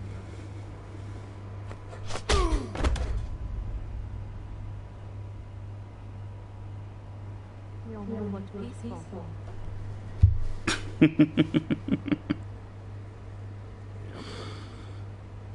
Except you're lying in a dirty alley. With an open wound on the back of your head. Just leave me here.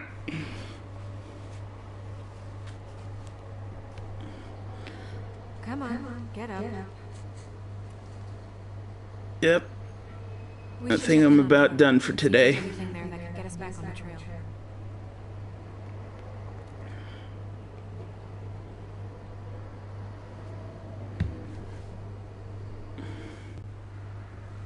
Alright, I'm gonna take another break for a second. I'll be back in a minute.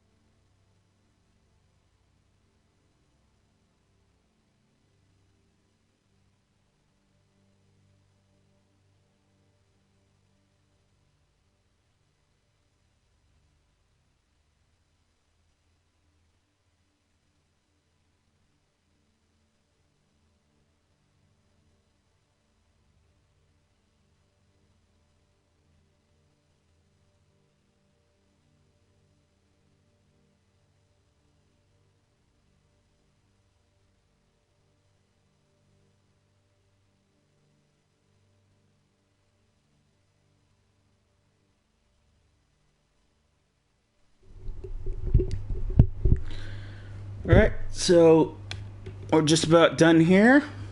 Probably take maybe another half hour to finish this episode up. So, yeah, thank you for your patience. Thank you for joining me. And let's wrap this up from here on out. You guys made a real mess. Looks worse than I don't think anybody's here.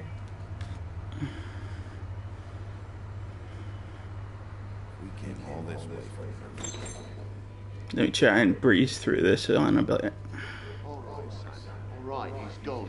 He's left. It's over now.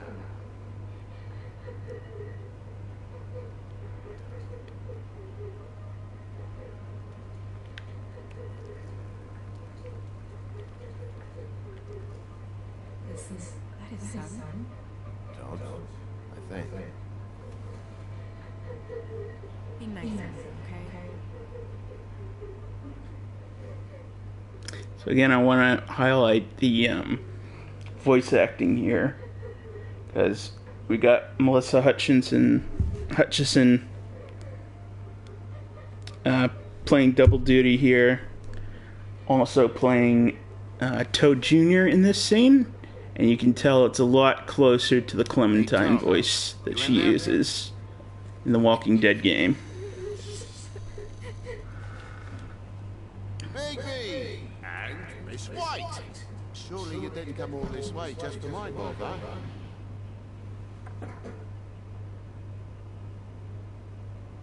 Sorry, Bigby.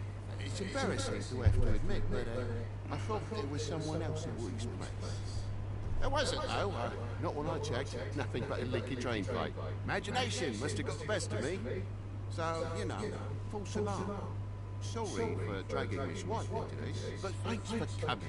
Much appreciated. We heard someone crying. Ah, the boy Oh, stuck blimey, his toe Governor. on the bed frame whistle. It stings, you know, but it's nothing to kick up a fuss about. A little tub swim, he'll be right as rain, I'm sure. Almost time for tea and crumpets. Is your son in there? Oh, he's fine, Miss White. Just stung his little toe. Better swimmer than walker, just like his dad. Wanna... So, I guess you'll be taking off now. No need to hang around here anymore. I mean, I'm sorry you came all the way here for nothing. But it was nothing, really. Someone was here, and something's going on.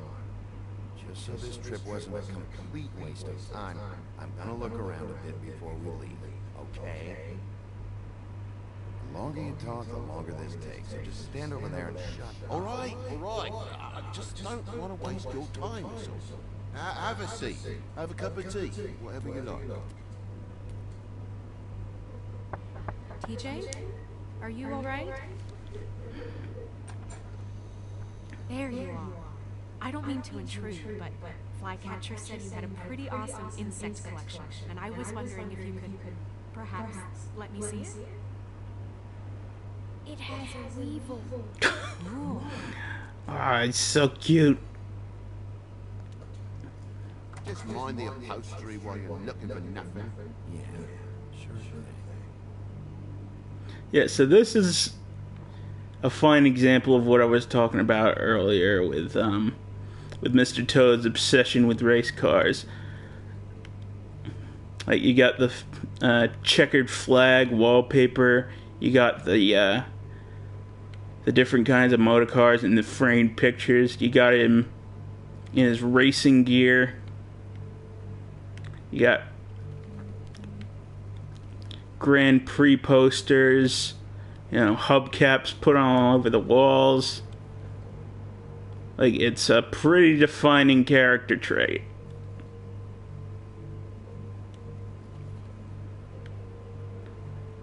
So again, it strikes me as a particularly heavy blow that Bigby took out his car in that earlier scene. Your lock's busted. The lock. It looks like somebody kicked in the door. For Christ's sake, fucking lock's been busted for weeks, mate. Right, just like everything else in this bloody building.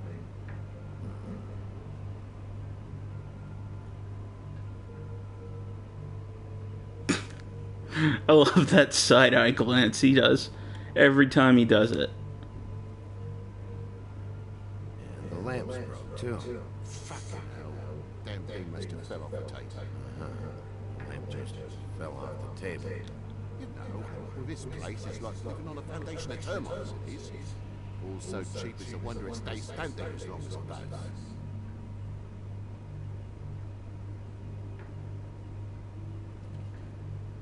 It's another very well integrated kind of scenario that they play in the game a lot.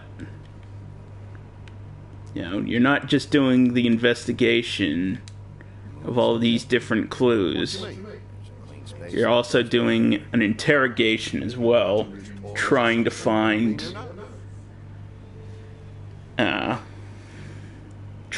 the truth when somebody is obviously lying to you. I think that's one of the major themes that works through the whole narrative, through all the episodes, is this idea of deception and disguise.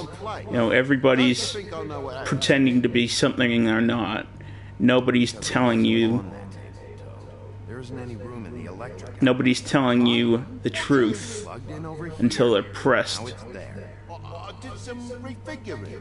Who fucking cares? Not plug it in. Come on, Toad. I just hadn't gotten around to it yet. You see how many damn plugs there are?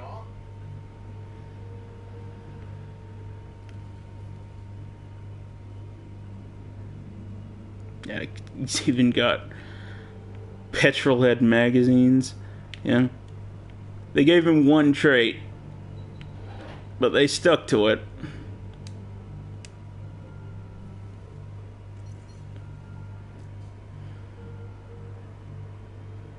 Could do a better job dusting.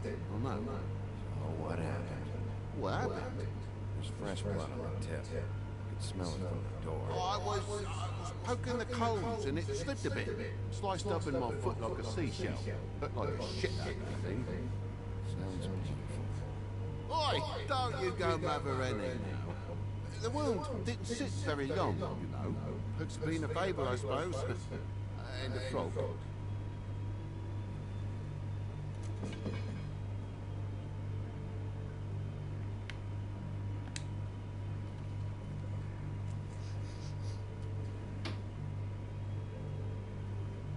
I've really been meaning to clean the place. There's more blood over here. Oh? Really? Yeah? Still fresh? Like I told you, I cut me hand. Ran around like a tick trying to pick out a rat. Must have got some unfinished. Okay, Sheriff, now what? Bugging me backwards with the tea gobbling crop wumbles. You told me before that you cut your foot. Yeah, no, I did cut my hand. I cut my hand first, and that made me drop the damn thing on my foot. Ruinous flip of events, really.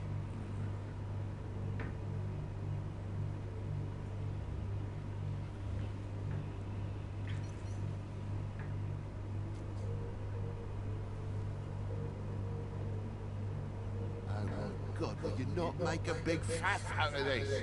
There's nothing to solve here, Sheriff. I'm telling you everything that happened. Why don't you believe me? Because you're obviously lying. No crime for a little accident. This apartment's a goddamn mess, Tub. Looks like after a struggle, or a fight. Don't know why you're covering for it. I know you're lying about something. But I'm not. And you're just gonna make it worse for yourself the longer you keep up the act. I'm not bullshitting you. Honest. We'll see.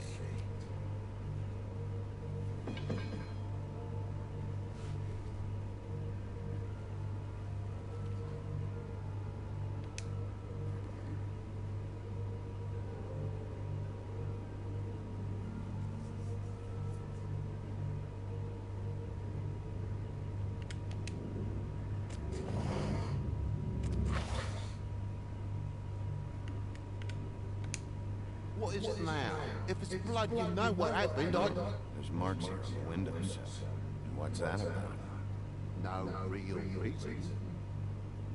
Just last night, when I'd come out, I was in a downright dizzy, mate, as you would be. I forgot the keys to this place, and I had to climb in through the bloody window. Really? Scared Junior off to death. There's a lot of really well-built tension in these scenes as well. The new Shaker Stevens album yet? Like, you can see that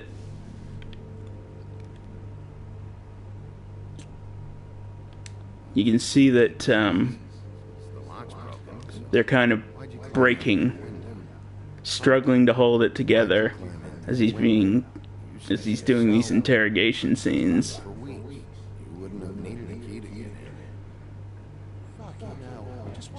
Reminds me of that scene in Pulp Fiction where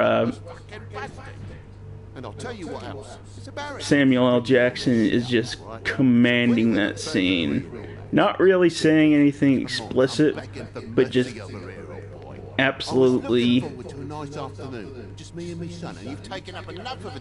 controlling the atmosphere. You know, just a really strong undercurrent of menace. You know, this guy is capable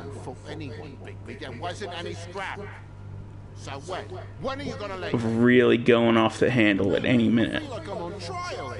In my own bloody home. It's not seemly. When you start telling me the truth, Toad. Well, I've told you the truth, mate. Jesus Christ, what more do you want? Toad, these stories have made no sense. You didn't cut yourself on the poker.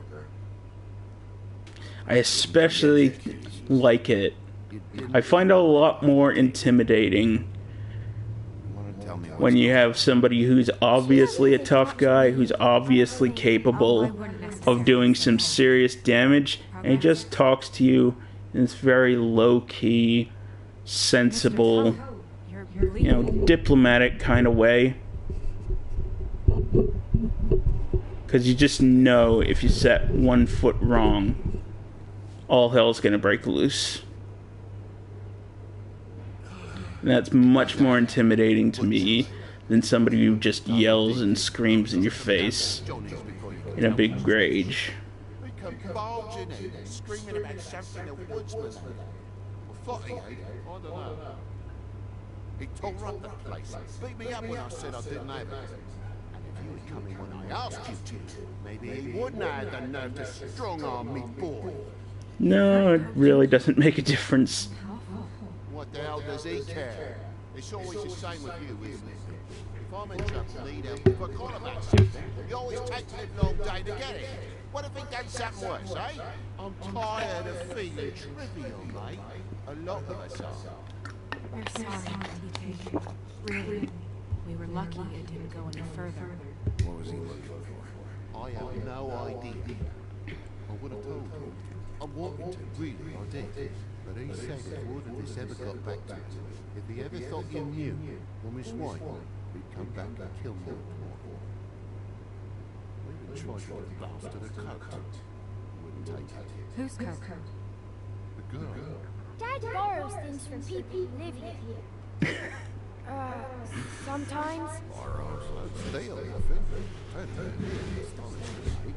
Well, merely repossessed him and left behind. Well, we'll be taking the coat now. If she has next of kin, family, anyone. Alright. Fetch him the fur. Fine bit of dress, this.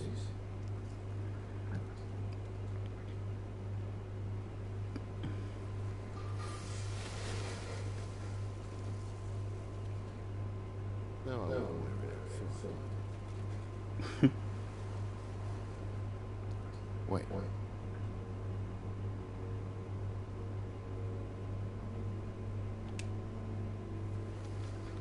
It's an envelope. Of course it is. My luck, it's a map of some bloody blues. What do you want to do with it? Don't make it a dilemma. I'm sorry. Yeah, kind of struggling for words a little bit with these scenes. There's a little too much kind of seriousness going on. There's not much I can particularly get into besides the actual just tension of the scene.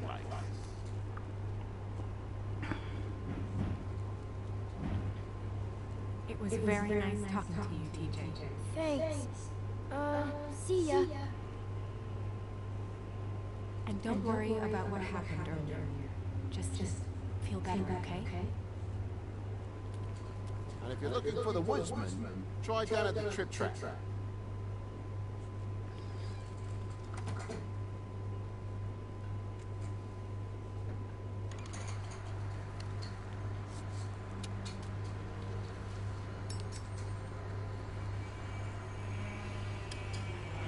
Does it always go that smoothly? Not often. So, split a cab? Sure. I can only go to the trip track anyway. Not because of what Toad said. Hopefully the woodsman's there. I don't know. Someone will know where to find him. It's my best lead. Our only lead, really. When you put it that way.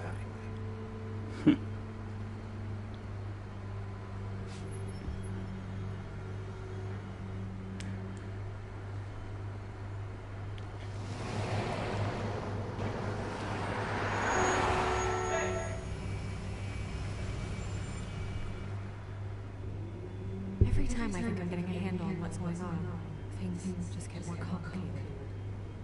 It feels like we're always a step behind. Woodsman is the only lead we've got, and he was one of the last people to see Faith alive. Getting some answers out of him will start to clear things out. I hope you're right. Bigby, be honest with me.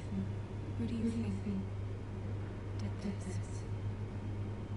I know it's still early, but I just feel a step behind. Yeah, it's kind of... It's an uncomfortable feeling. At this point, they don't really give you enough information to really make an educated guess. And that's obviously by design. You know, they want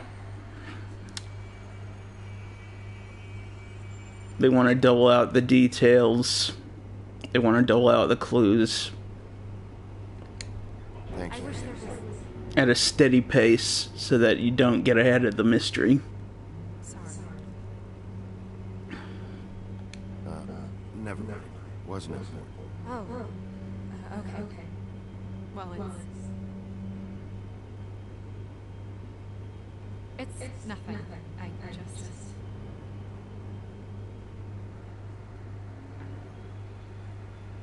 Seeing all this today, there are fables that are struggling worse than I'd imagined. We pay so much attention to the residents of the woodlands. You forget there's a whole community out there, sir. To have to turn to prostitution. I wish there was more we could do.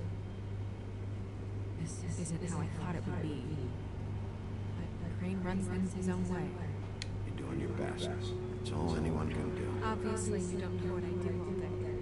Right now, I'm the gatekeeper, making sure none of these disenfranchised folks are, as he puts it, wasting his time.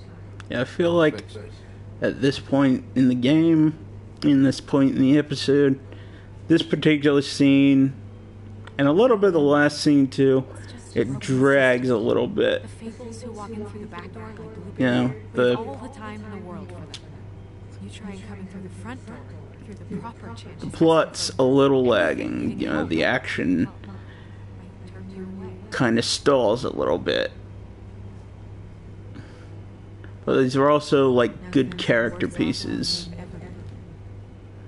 Like this is one of the scenes where you really get to see We've had it worse. Snow and Big B spend some time together and talk things out and get a handle on what their relationship's like. You'll figure it out.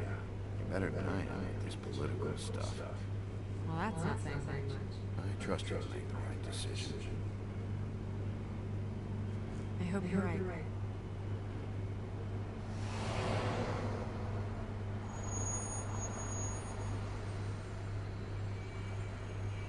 Maybe you should handle this one. You know, for the sake of pacing, it might be worth cutting out.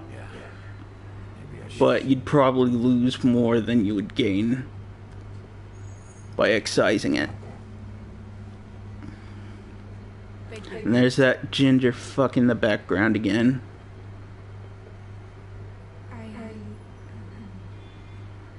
Just be careful, please. Same goes for you. I will.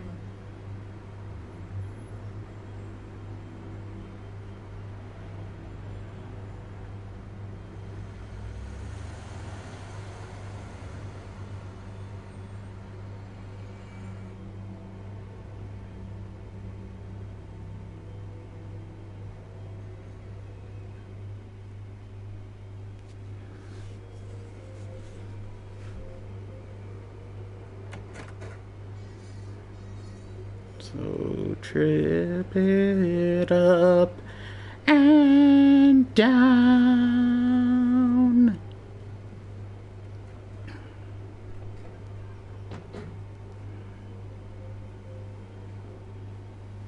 What do you want, Sheriff?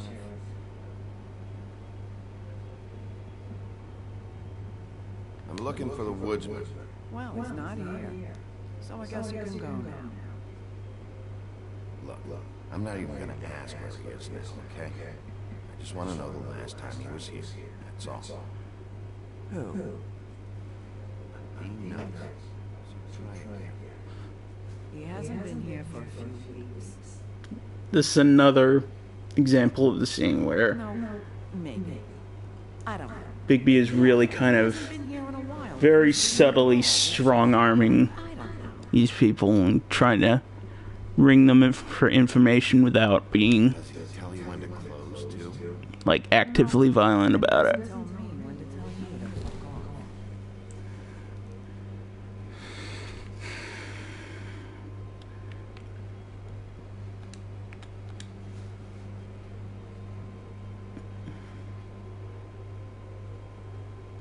There's a lot of good mise en scene in this environment too. Other little things like the little touches, like the Midas Gold beer and the Huff and Puff cigarettes, and just all the various pictures and notes and all this shit that's all over the walls.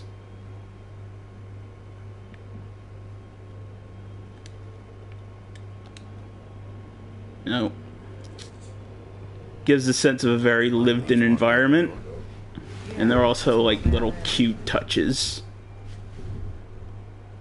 Fuck you. Words get Like even that little Never guess kind of, the other one of these. no. I don't know, plaque on the wall there. His place. So you can see here, if we can get a little bit of better look at it. You got a bridge with the three billy goats, Gruff and the troll hiding under it. Gives you a bit of a sense, a little subtle foreshadowing as to what is going on in this place. You know, again, the truth behind the facade, which seems to be a major theme, definitely of this game, Solve the mystery for you. and possibly of the comics Anyone would eat these. writ large. You know?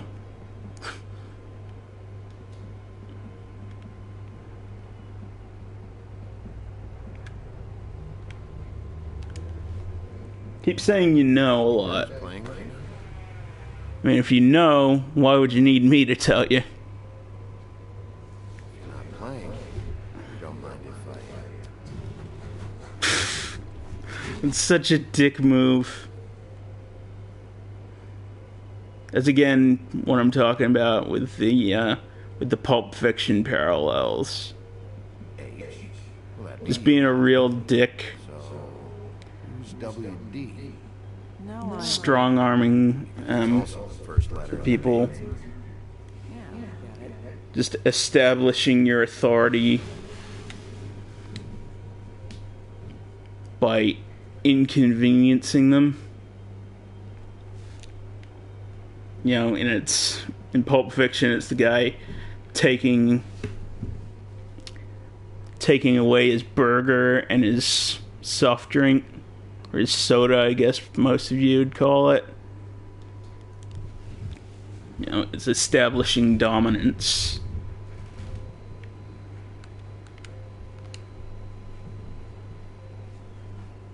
Establishing control over the situation. And it's also like, you guys are doing a real shitty job of trying to hide. Free to get the fuck out of here. I'm sensing a very hostile tone. Like, I can see right through you. I'm good at picking up on this stuff.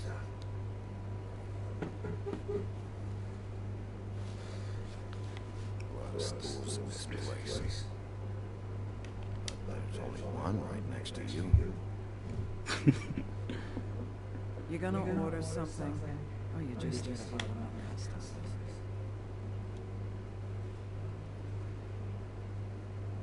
You know what I mean.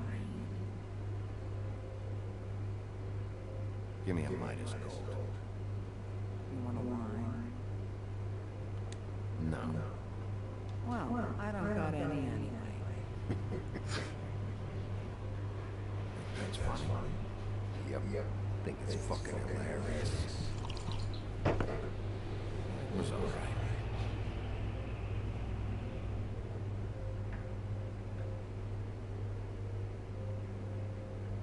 This is serious, Holly. Harboring a fugitive is gonna get you in as much trouble as he's in. You could lose everything.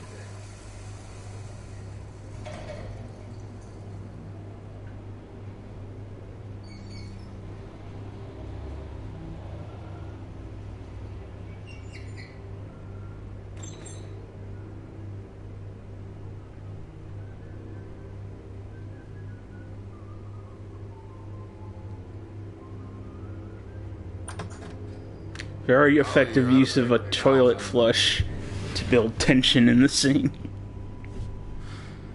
This is a great little reaction there.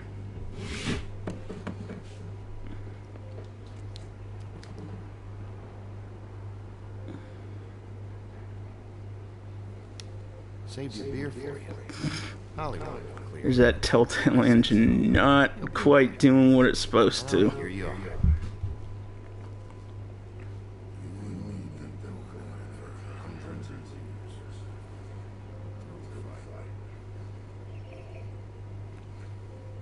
Not sure I believe you. You're in luck. I decided to switch seats.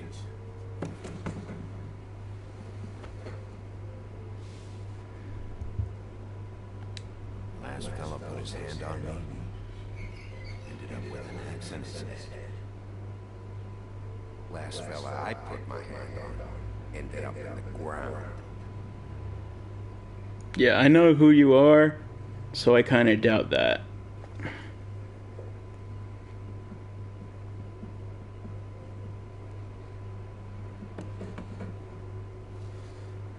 It's funny.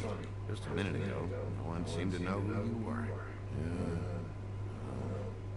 Everyone knows you. Oh, I'm the bad guy, our sheriff.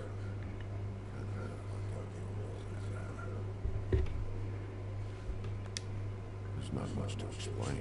It's my big secret. I needed money.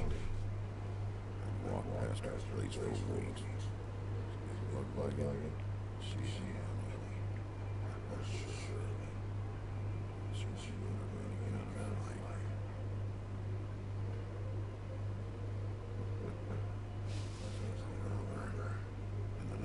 finally get up the nerve to do it. There you are.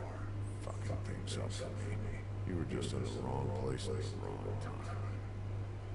I wasn't there to save her. So, you were planning on robbing her? Yeah. Her and her grandma. Wait, what are you talking about? Red Riding Hood. Our grandmother. I was there to rob her. When I showed up, already there. Lying on the bed. I only saved her because I thought she might give me a reward. But she didn't give me shit. Except a bunch of people thinking I'm something I ain't. I played along as I could. The thing I managed to get from it was a free drink every now and again. Not as good that did. Yeah, so I would recommend avoiding the glass him option unless you actively want to do the most violent, brutal things. I don't know if I don't know if this is an uncommon phrase, but glassing someone means smashing a glass into their face. Girl, I did. I shouldn't have. I didn't kill her. You believe me, right? They're gonna string me up, baby. You said it. It's fucking bad. It looks really bad, but I didn't do it. He was here. That's the fucking truth, Sheriff. You see? Biggie, please. You can't. They'll throw me down the witcher. Well, that's what they'll do. And I didn't do it. You know that.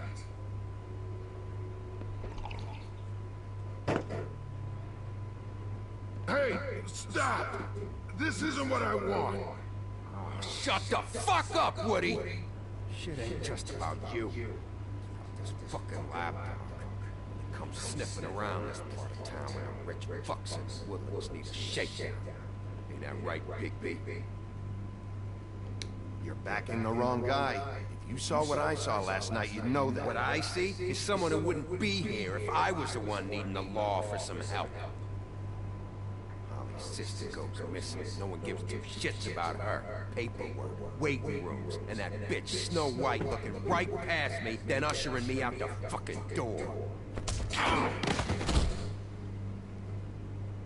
That all you got? Seemed to be enough. Don't be so sure. Yeah. Don't use the B word around me. Oh.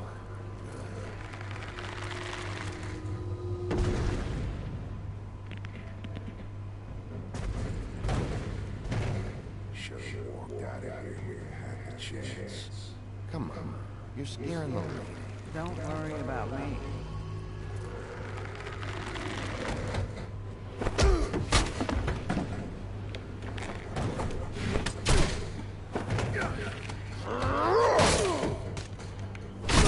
There's another thing that this game does really well is the action sequences. They're really well directed. It is frustrating to do all these QuickTime events.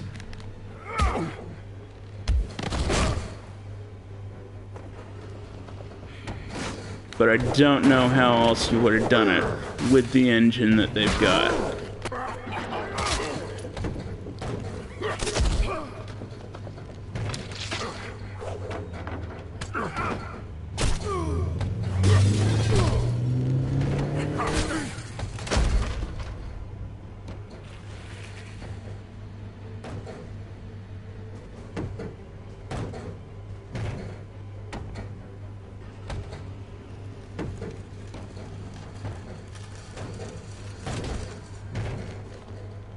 Basically, my take on this character is the Dalton theory from Roadhouse. Be nice until it's time to not be nice. And now it's time to not be nice.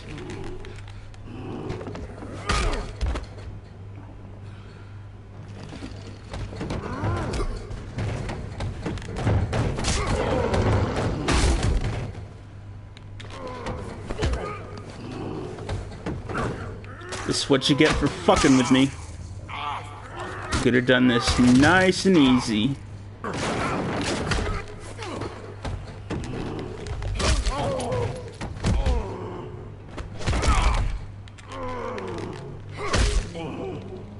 He's had enough. No. We know how this story ends.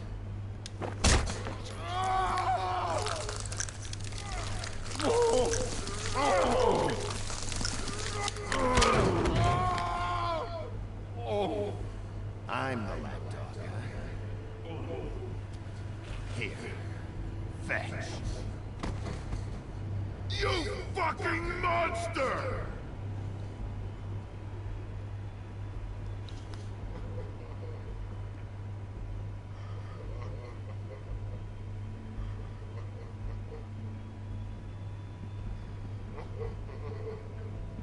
Whiskey.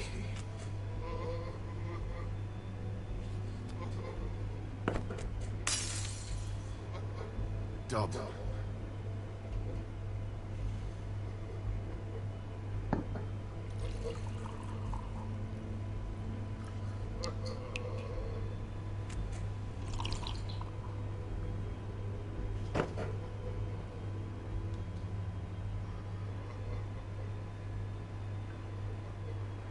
Submit a damage report for my office. Table count, pay for this.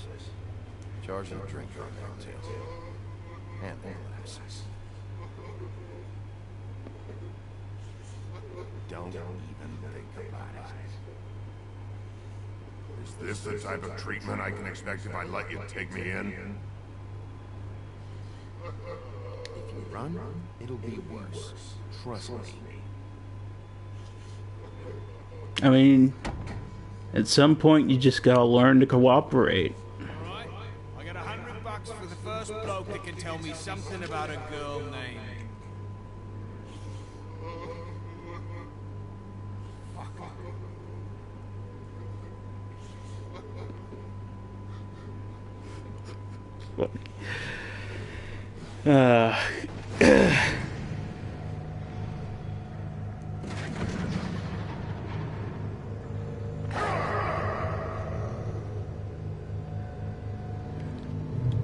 Yeah, this time we'll take a chunky monkey. Fuck, man, that's not necessary. Oh, it's pretty necessary. He's the one you want, not me. Your brother won't be saving you this You're covered in blood, my dude. You're under arrest. You beat the shit out of me earlier. You ever heard of assaulting an officer?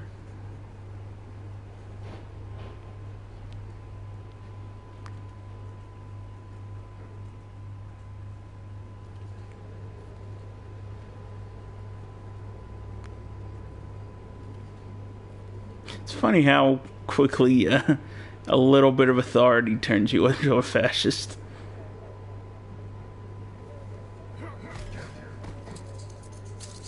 Do anything stupid, and I'll throw you down the witching well myself.